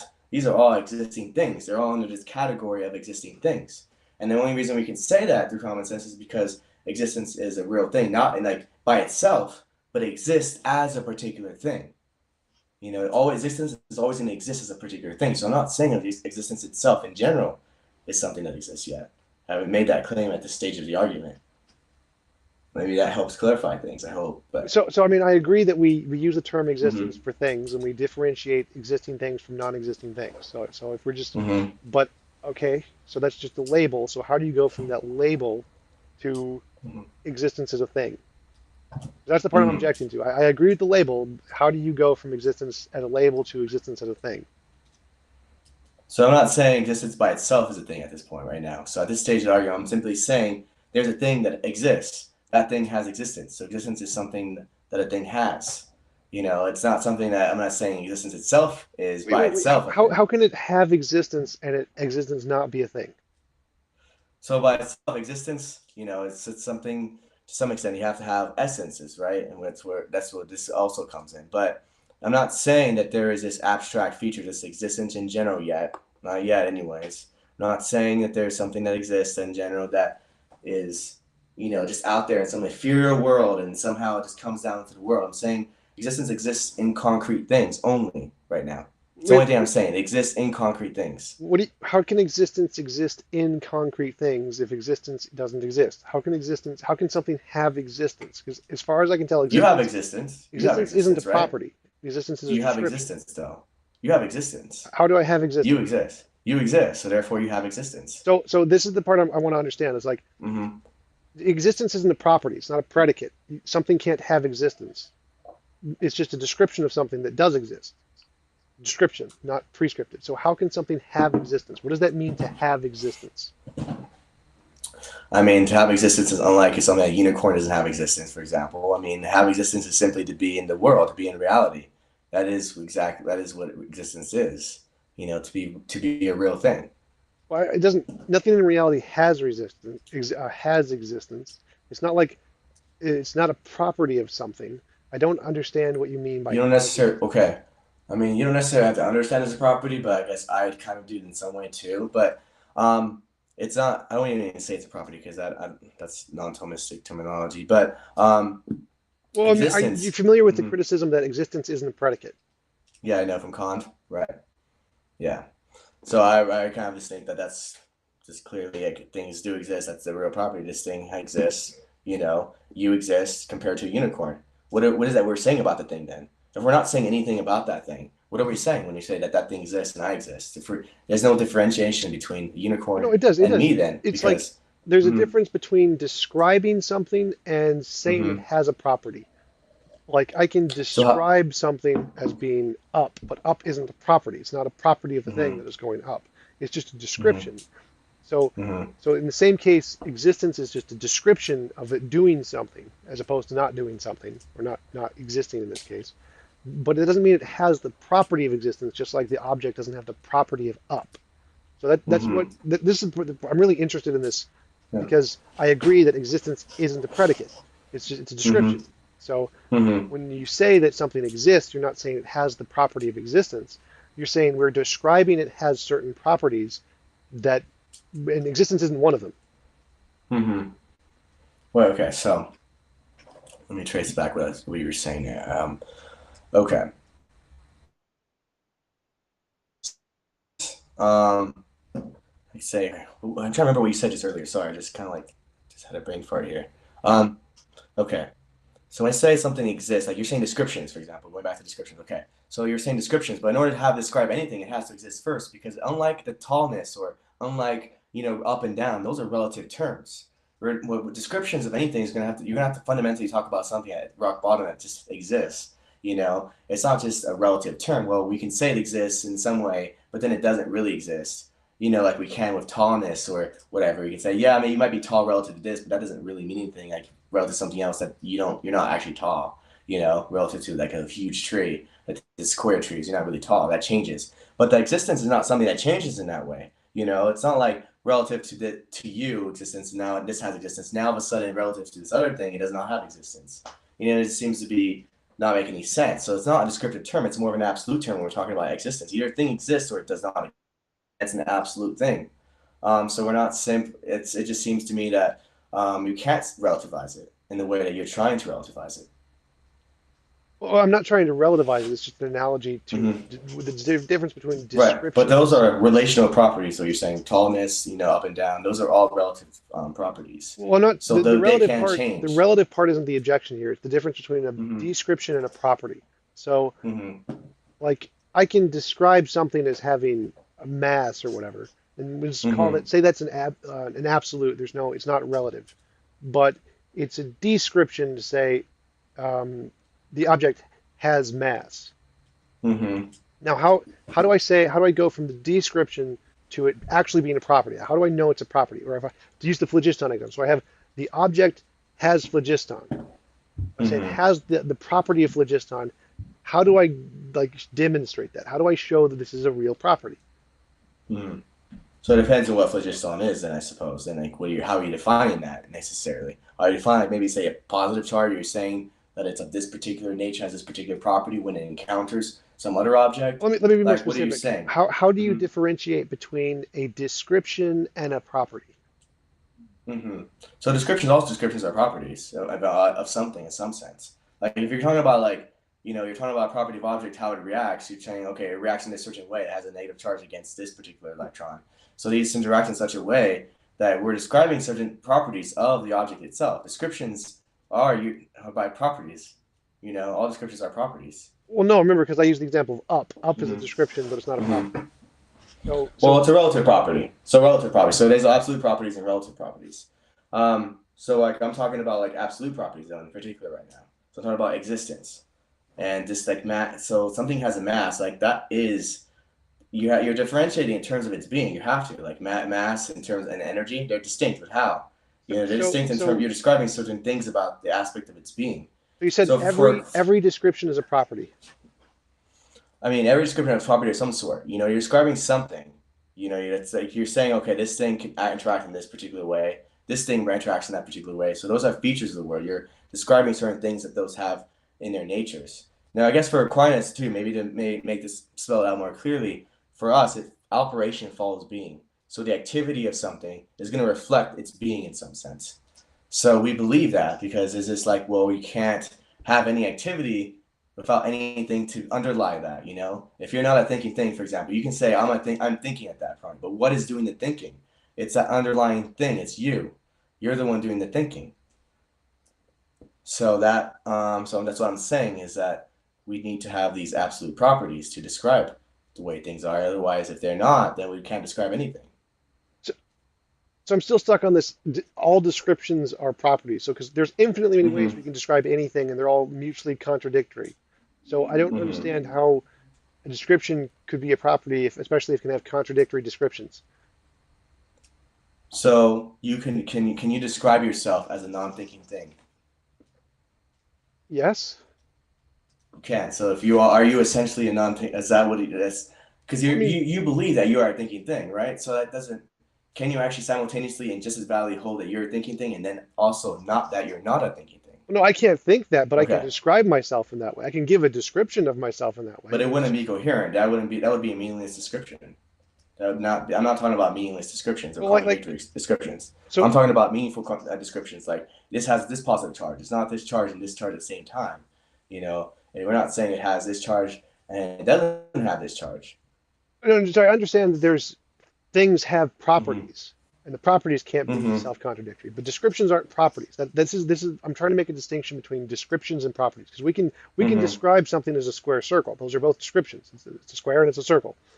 But so Right, but how they're how meaningless, incoherent. Okay. Well, I mean, the point is that we can give descriptions of lots of things. Hmm. I can describe the morning star and the evening star as two Hmm. separate things. That's two different descriptions. And now, if those two Hmm. descriptions are themselves properties, then there's a problem because those are the same object. So if descriptions Hmm. are properties, that leads to contradictions. So descriptions can't be properties. Okay, well, that's what I'm saying, though. There's a distinction between absolute properties and relative properties. So we're talking about morning star, evening star. That's a relational property. It's a difference in how it relates to us, whether it presents itself to us and it is as the evening star, or it presents itself to us as the morning star. But that's what I'm saying. But when we're talking about more fundamentally, is what I'm trying to focus on is the absolute properties. So when you're describing something, you're going to describe it either in terms of its relational properties, or you're going to describe it in terms of absolute properties. You have to. That's what all descriptions have to do, in some sense. If you're really going to be describing any real thing and it making any kind of coherent sense, you're going to have to making some description about how those things actually are in some way. So I don't know, maybe I'm Well, I confusing can in some say way. I can describe ways it's not. I can describe Right. things we don't know about. I don't know this about something. We don't know what dark matter is. That's a description. But it doesn't, Well, it's that's a not a description of property. your mental state. That's a description of your Right, mental state. I don't right. know. But Hmm. but that's the thing is that we can describe things in terms of our mental states, which isn't a property of the thing. The description isn't a property of the thing. Well, we can say that you are ignorant. That's like you are ignorant of this particular, fact about the world. Well, right, but So in I some can sense, that is so like okay. If you're talking about, my yeah, go ahead. example is that we can describe things in terms of Hmm. other things that have nothing to do with them. So the descriptions aren't properties of the thing. It's not a property. Like it's descriptions are Hmm. ideas. They're things Hmm. in our head. They don't exist in the world. So if we're giving something a description, it's not a property of the thing. It's a property of our mind in some sense. Everything is because of how we think. But we can't conflate the descriptions and properties. Those are not the same thing. There's no connection between those two things. One is imaginary Right. and one is real. And you have to differentiate Hmm. between those two. You can't just call them the same thing. So imaginary and real, that's a description itself, right? You're saying this is imaginary and that's real. So, but it's more than just a description because you're saying like, yeah, description. You're saying something in order for something to be real. It just seems to have to be a feature of that thing. So when I'm saying, for example, that you're ignorant of fact A, that is a feature of you. You are ignorant of that. And so when I'm saying something to the effect that okay, that thing exists, we're saying that that has a feature of existence in the matter. Matter has a feature of existence. So this mass, you have a feature of existence. So there has to be existence. Like it's an absolute property. If you can, then if it doesn't have existence, then you're describing nothing. You're describing just imaginary things, which is unicorns, matter, and energy. They're all equal in this case. In that case, So I just don't. so a property is something that's owned. It is something entailed within the thing. But descriptions aren't. You can describe things in any way you want. They can be coherent or incoherent or accurate or inaccurate. They can be Hmm. contradictory.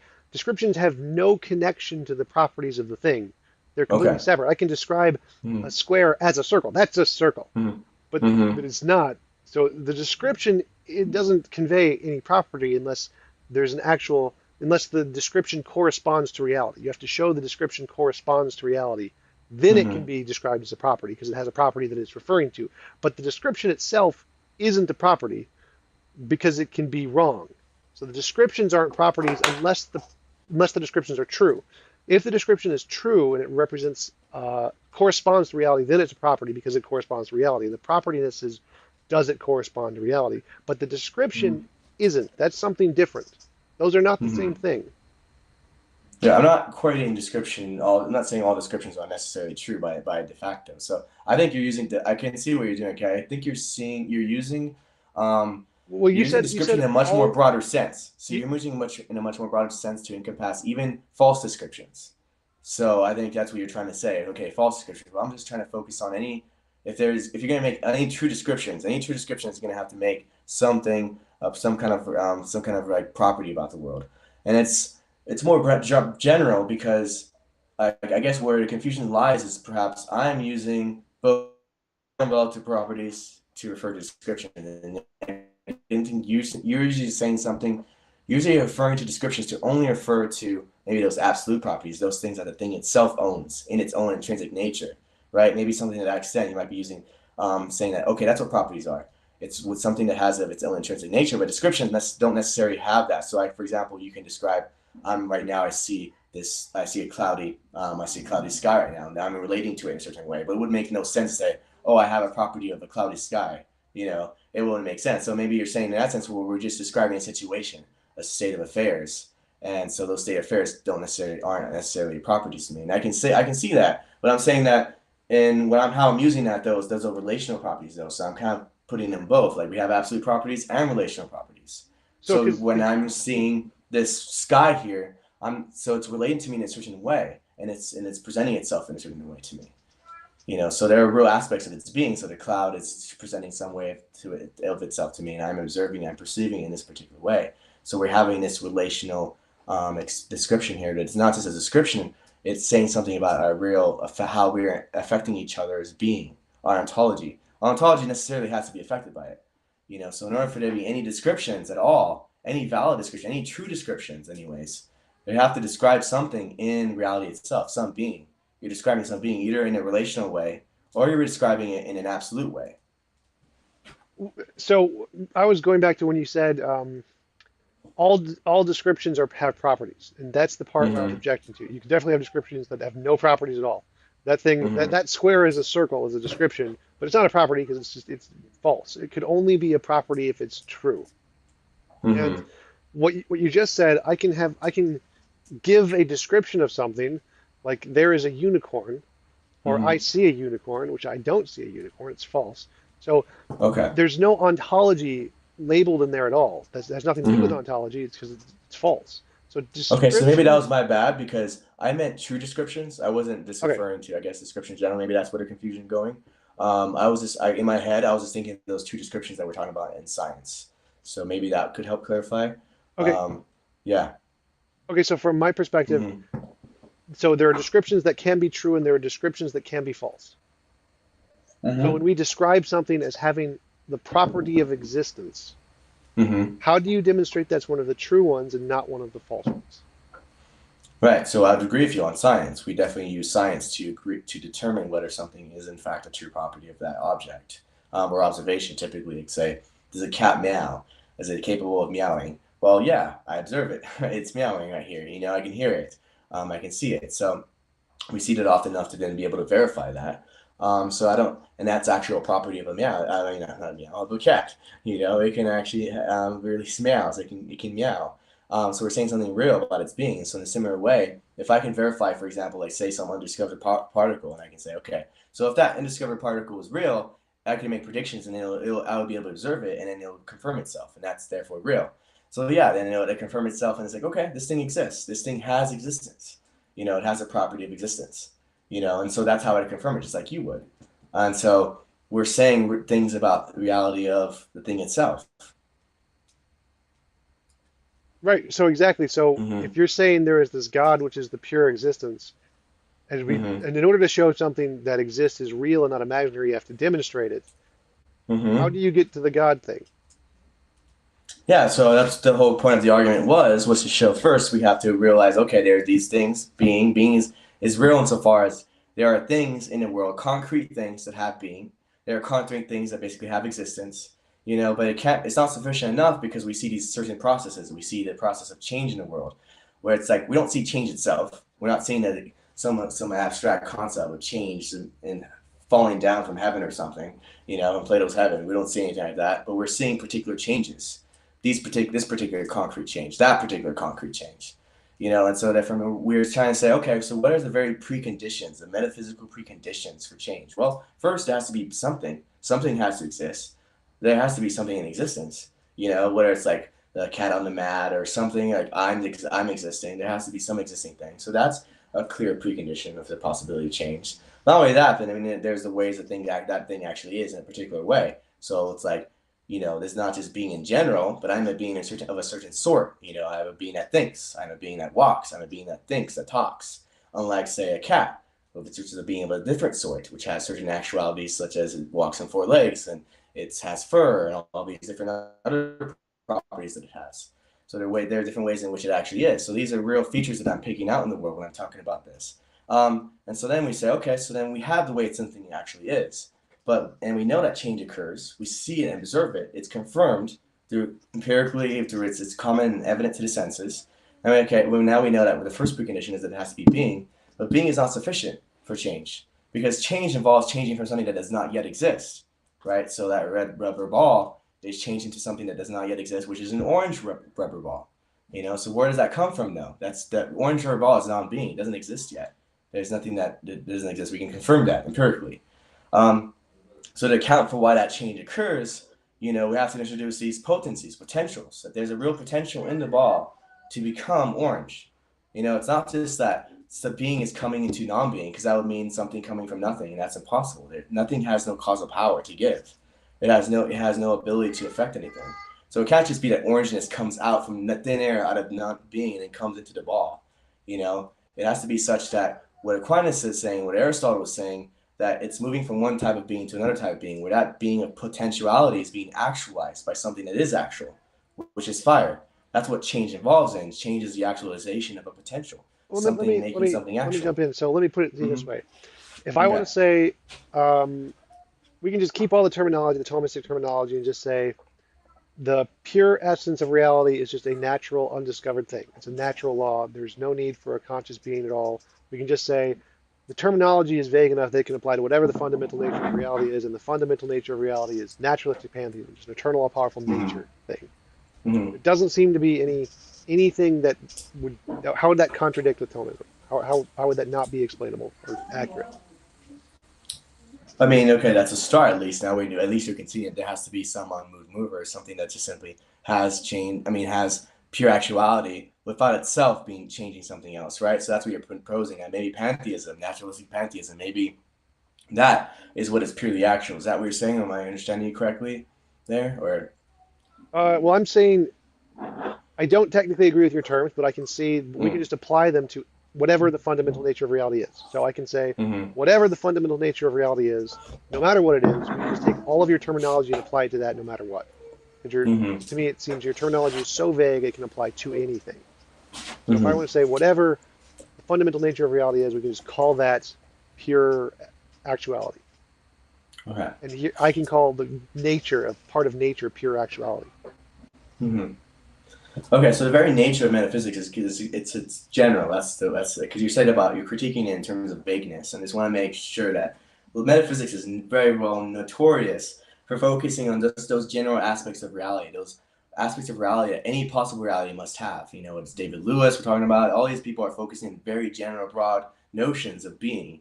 Um, and so when I'm saying this, Scott, like, at least Thomism is not any different from all these other metaphysics. So they're both kind of like all these other metaphysics describing certain things in general ways, and we're trying to account for reality and what makes reality possible in the first place. So, question then, um, I would say in terms of like this naturalistic pantheism, what it does is that it rules out, because if we define matter in a very particular way, which I do, and most Thomists do as well, is that matter is made of actin potencies. It's actin potency. It's matter and form.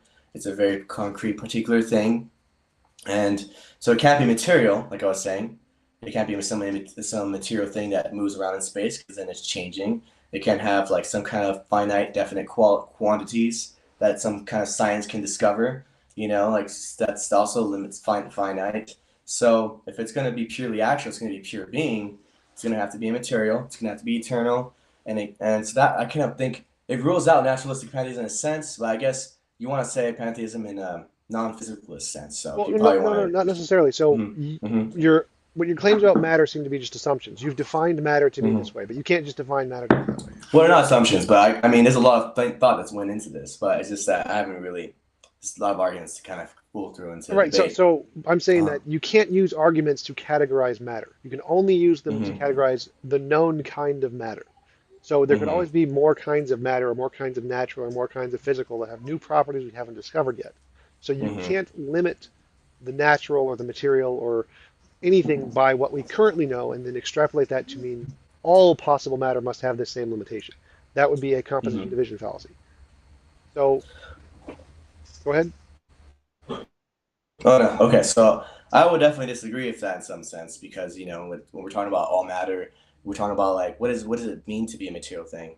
Is it going to be I mean, if you're gonna introduce some other kind of thing, it's like some maybe some immaterial object, like something that doesn't have any particular form, has no nature. It's not like a particle in space or time, and it doesn't. It's not even quantifiable. Even if you want to like you even remove quantification, you want to move extension from matter, from the very notion of matter.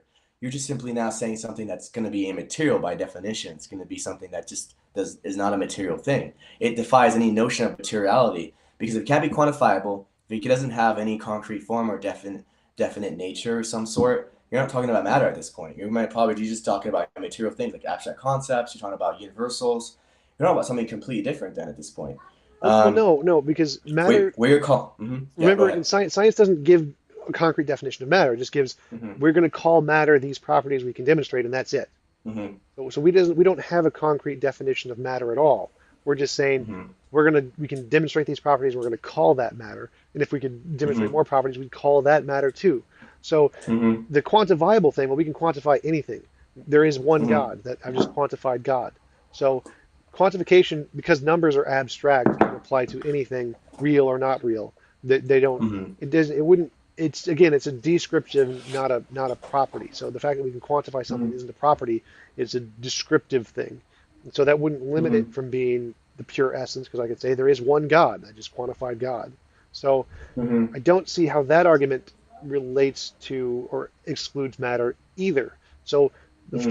the first objection is that matter isn't defined concretely. It's just this is the things we can Mm-hmm. demonstrate so far, and there could always be more. And the second one Mm-hmm. is that the quantifiability isn't an objection because you can quantify anything. It's just numbers are descriptive, not properties. Mm-hmm. Okay, so in response to that, I think that science is the very principles, the very methodology of science is limited to what is quantifiable, to what is observable, to what is predictable. So you can't simply say, okay, whatever doesn't have any of those things, science can discover it because by definition, science limits those things itself to those things. Its very principles is founded on just like, predictions, predictive powers, quantifiable quantification, something that it can quantify, something that it could, some sense, test, either empirically, whether directly or indirectly. Those are the things that science limits itself in. So if you want to say, well, there might be something else that does not fit into that notion of matter, then it's like, well, how is science going to discover that in the first place? It's kind of like saying a metal detector, saying how you can detect all these metals and stuff. Well, this metal detector is going to detect something that does not have metal in it. Well, let me answer One that day we're going actually. to see something. So We're going to see so something. So science. Okay. well, it's because you asked, well, how are we? Science, all science is a way to differentiate the imaginary from the real, and testable, Mm-hmm. verifiable, quantifiable ways are just how we do that. Mm-hmm. It doesn't mean it's the only way to do that. Exactly. So there could be But it's more the way in ways. which. Mm-hmm. There could be more ways that we haven't discovered yet that science can actually differentiate the imaginary and the real for non-quantifiable things, But it for wouldn't be supernatural science things. it wouldn't be science in any particular sense. It'd probably be metaphysics at that point. What you're trying to say, Yeah, it could we'd be. be That'd doing be totally metaphysics. fine, but that wouldn't be Yeah, and that's not, yeah, that that's wouldn't not contradict necessarily science. science at that because we're talking about completely different methods. If there's a thing that a way of knowing something without having being able to test it, without being able to verify through through predictions or quantify it, those are all features of material things. It describes something about the material things, anyways. Those are, and if it goes out of that purview of science, you're talking about something different. Then you're talking about a No, different field, no, which I'm because fine with. This is science like metaphysics. science is just how we differentiate between what's imaginary and what's real. That's it. That's all science is. And it does so through testing. It does through like Correct, it's correct. okay if you want to talk about Today, science in a broad sense, yeah, okay, well, because Aquinas defines science in a very broad sense. He said metaphysics is a type of science because it's in fact describing something about the reality, and we're proving it through reason itself, rather than simply saying it's testable. We're proving it through deductive necessity about the nature of things. That's how we come to know something. We're taking these general features of the world and we're saying, okay, this is what the world must be. Similar to how, like, for example, scientists do this to a lesser degree. When they say, for example, take a hamster. Now, scientists don't study any particular hamster in general. Like my hamster used to be named Luffy. And they don't just study, okay, Luffy is the hamster we're studying, and then when Luffy dies, no, okay, there's no more study of hamsters anymore. No, it's not. Like they're not studying Luffy just for Luffy's own sake. They're studying hamsters in general. They're trying to get at the general nature of hamsters.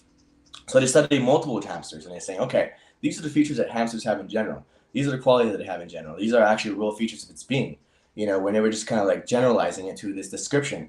And so in a similar way, what metaphysics does is this in a more higher sense, in a far more general sense. It's taking the most general features of the world, which is being, non-being, relational properties, absolute properties, then coming to infer that Okay, so this being this be of this particular sort has to, and what makes change possible, for example, is that it has to have act and potency. So we're like those are real discoveries, and we're discovering through we start off with empirical means. We say, okay, I think okay, you've this is lost me a change little bit. exists. I think you've lost me. Okay. So my argument Mm-hmm. was that science is just anything we can use to differentiate between imagination and reality. Our current Mm-hmm. methods are testable, verifiable, quantifiable, but Mm-hmm. those aren't exhaustive. Those aren't all things science could But be I'm saying under satisfied. that definition, metaphysics would be included in. Right. Because So if metaphysics can demonstrate that, which I think it has to some extent, even you think that in terms of I think therefore I am, you think it has demonstrated that something that science itself cannot demonstrate to its methodologies, because it's something that's self-evident to us. Um, that is a way, a means of proving. So metaphysics has proven things, but like if you want to conflate metaphysics with science, then I guess you could, but that doesn't necessarily mean it's the material thing anymore. We're talking about metaphysical things now. right. So science doesn't limit Mm-hmm. itself to material things. Science doesn't Mm-hmm. care. If there was a way to demonstrate immaterial things were real and not imaginary, science would adopt that methodology. So science doesn't care about material things. Those are just the things we happen to be able to demonstrate are not imaginary, and we label those as material. So, so I don't. Your two objections were Mm-hmm. one was things are quantifiable, Mm-hmm. and you're in, you're saying that things that are quantifiable can't be fundamental. So I can prove that wrong Mm-hmm. by saying there is one God. So if I grant Mm-hmm. everything about you're saying there is a God, I just quantified God. So Mm-hmm. if what you were saying is true, then that would refute your God. Well, I'm not saying in that sense. I'm saying, for example, when it quantification, yes, you can limit God to just one. What I'm saying when in terms of quantification is that it has finitude. It has some limitation of its being. That's what I'm referring to. It has certain properties that it's not like unlimited properties, and like it has all the unlimited properties in some sense. It can be described in a quantifiable sense. Anyway, although you can say something about God and saying that He is one, you're not saying that okay, God has this mathematical process or this kind of equation. He can be put into this equation necessarily. We're just that those are things that is necessarily like inherently scientific. But I think your view of science is pretty, I don't know, it's abnormal to me from what I'm used to. Most people are going to be saying that, at least scientists and philosophers of science, they're usually going to say something to the effect, it's not just like science is the study of everything, or including even metaphysics, even some non-quantifiable thing. Science is usually limited, strictly speaking, to the empirical, to the testable, to something that can be quantified out. All those things, it's talking about something that's material. But if you want to include that in science, I guess you could. It's just that, well, that's just metaphysics at this point. What you're calling science is just metaphysics when we're doing some Uh, other thing. Sort of, but not really. So most of the scientists I Mm-hmm. talk to do actually agree with this definition, but most scientists and don't think that metaphysics can be demonstrated to not be imaginary. So that's the reason it doesn't fit into the Mm-hmm. category is because there's no way to demonstrate it's not imaginary, and so that's why it's not a science. So, but most scientists do agree with that definition in general. So I So don't, they agree that science can study immaterial things if it if yeah, it existed, that is. yeah, science. If there is a way to demonstrate it, then yeah, everyone scientists would be okay with that. They don't care. Like, Way to demonstrate it, but the way to demonstrate it would be through empirical means, right? So science limits itself to the no. empirical. Again, so that's Mm-hmm. only the way we have now. Like science is Okay. anything we can do to differentiate our imagination from reality. So if there is a way to demonstrate, or if there is a way to show that non-physical things are not imaginary, scientists would adopt it immediately. And scientists don't have a Mm-hmm. problem with that at all.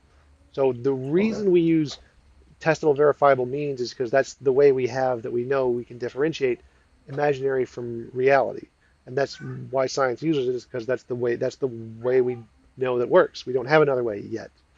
So scientists have no problem studying the immaterial if we had a way to show it wasn't imaginary. We just don't, as far as we know. Yeah, we don't have an empirical means, and that's by definition it's impossible to study empirically the material. So it'd have to be a different method. So Well, your no, definition of no. science is very fluid. It Well, seems no. it's So, like, so we mm-hmm, can actually study the immaterial using empirical methods. Like, for example, if I said there's mm-hmm, an immaterial being named Bob, and every time I ask Bob for a gold brick, he materializes a gold brick in front of me, and that happens, then that would be evidence of mm. the immaterial Bob. So we can actually investigate the immaterial using immaterial means. But so I don't I understand your mean, I objection. don't see why we couldn't just say what. Yeah, I mean, I don't understand why you couldn't just say like, oh, okay, there's some cosmic physicalist being, some physical being that's doing it, that's causing that. Like, I don't see how science would necessarily be able to say, verify that it is an immaterial cause by itself. You'd have to introduce some metaphysical introduction presuppositions as well, Well, it seems. well, not necessarily, because you could just say there's an immaterial Hmm. thing, and the immaterial thing is a product of some other thing we just don't know about yet. So it wouldn't necessarily be a Hmm. metaphysical thing about the fundamental nature of reality. But the reason that would be evidence of the non-physical is because anything that can we know that novel testable predictions can demonstrate something is real and not imaginary. So if we can make novel testable predictions about immaterial things and they are correct, then that's evidence that Hmm. those things are real and not imaginary, regardless of whether or not they're Hmm. physical. So Okay, science but doesn't have a problem there. so you wouldn't limit, but you already said yourself that you wouldn't limit science to just what is predictable or testable, right? There might be some other science later, you're saying, All that right, could be completely different, right? right. So Okay. the methods we have now are the testable, predictable, and if we could use Mm-hmm. make testable, predictable things about the immaterial, that would be evidence of the immaterial. Mm-hmm. Okay. So I just think that's okay. I feel like a naturalist could always just say, well, look, if I start off with just saying that, okay, well, we got to start with what we know, and we don't have any experiences of these immaterial beings. We only have experiences of naturalistic beings. So using the means of induction, it's probably whatever the case is about that brick. We can explain that then through some naturalistic means. We don't need to appeal to an immaterial being. But I do get what you're saying to some extent because I do agree to some extent that the empirical justifies God's existence ultimately.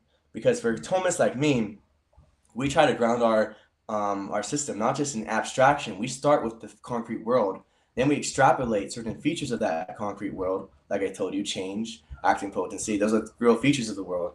Then we get to the more general sense, and then we argue for God's existence from there. So there's a certain sense in which the empirical world is tied to the metaphysical world. So for Thomas, we don't like to detach that. We don't saying, oh, that the metaphysical world stands on its own and we can just project anything we want on the material world. Rather, the material world is the thing that which we derive our source content, and then we kind of extrapolate some metaphysical belief system from that.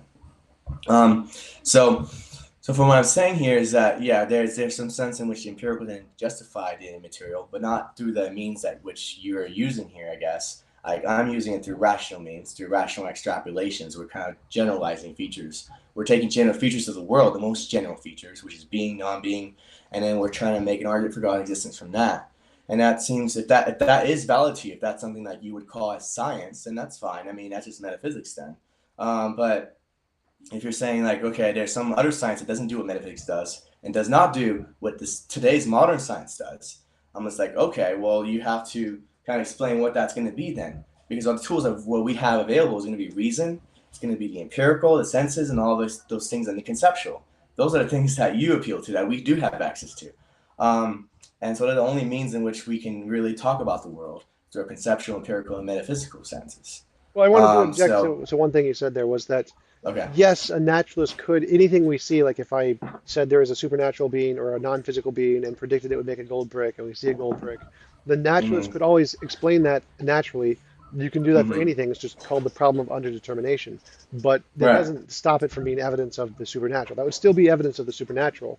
Just like in quantum physics, the first theory that predicted um, the quantum particle thing was Copenhagen interpretation. It says that quantum randomness is a fundamental part of reality itself, and that though that can make a prediction that certain interactions will happen in a delayed quantum erasure experiment. And Mm-hmm. most physicists did not like this. They think this was like magic or miracles. Randomness isn't a Mm-hmm. thing, all determinists. But because it made the predictions, it was accepted. Now, lots of other theories Mm-hmm. after that could explain it, like the de Broglie pilot wave theory, the many worlds, the multiverse. But none of those were Right. accepted because the one that made the prediction first is the one that's the most supported by evidence. So if you can say Mm-hmm. there is a non-physical being, and this non-physical being is going to generate a gold brick, and it happens regularly, it Mm-hmm. makes the novel testable predictions before anybody else can predict it, that is evidence of the non-physical being. There, we have Mm-hmm. reason to believe the non-physical being is the best explanation because it can make the predictions more faster than anybody else. It doesn't matter if you can Mm-hmm. post hoc explain it as a natural thing, because it made the testable Mm-hmm. predictions, it's got the best evidence.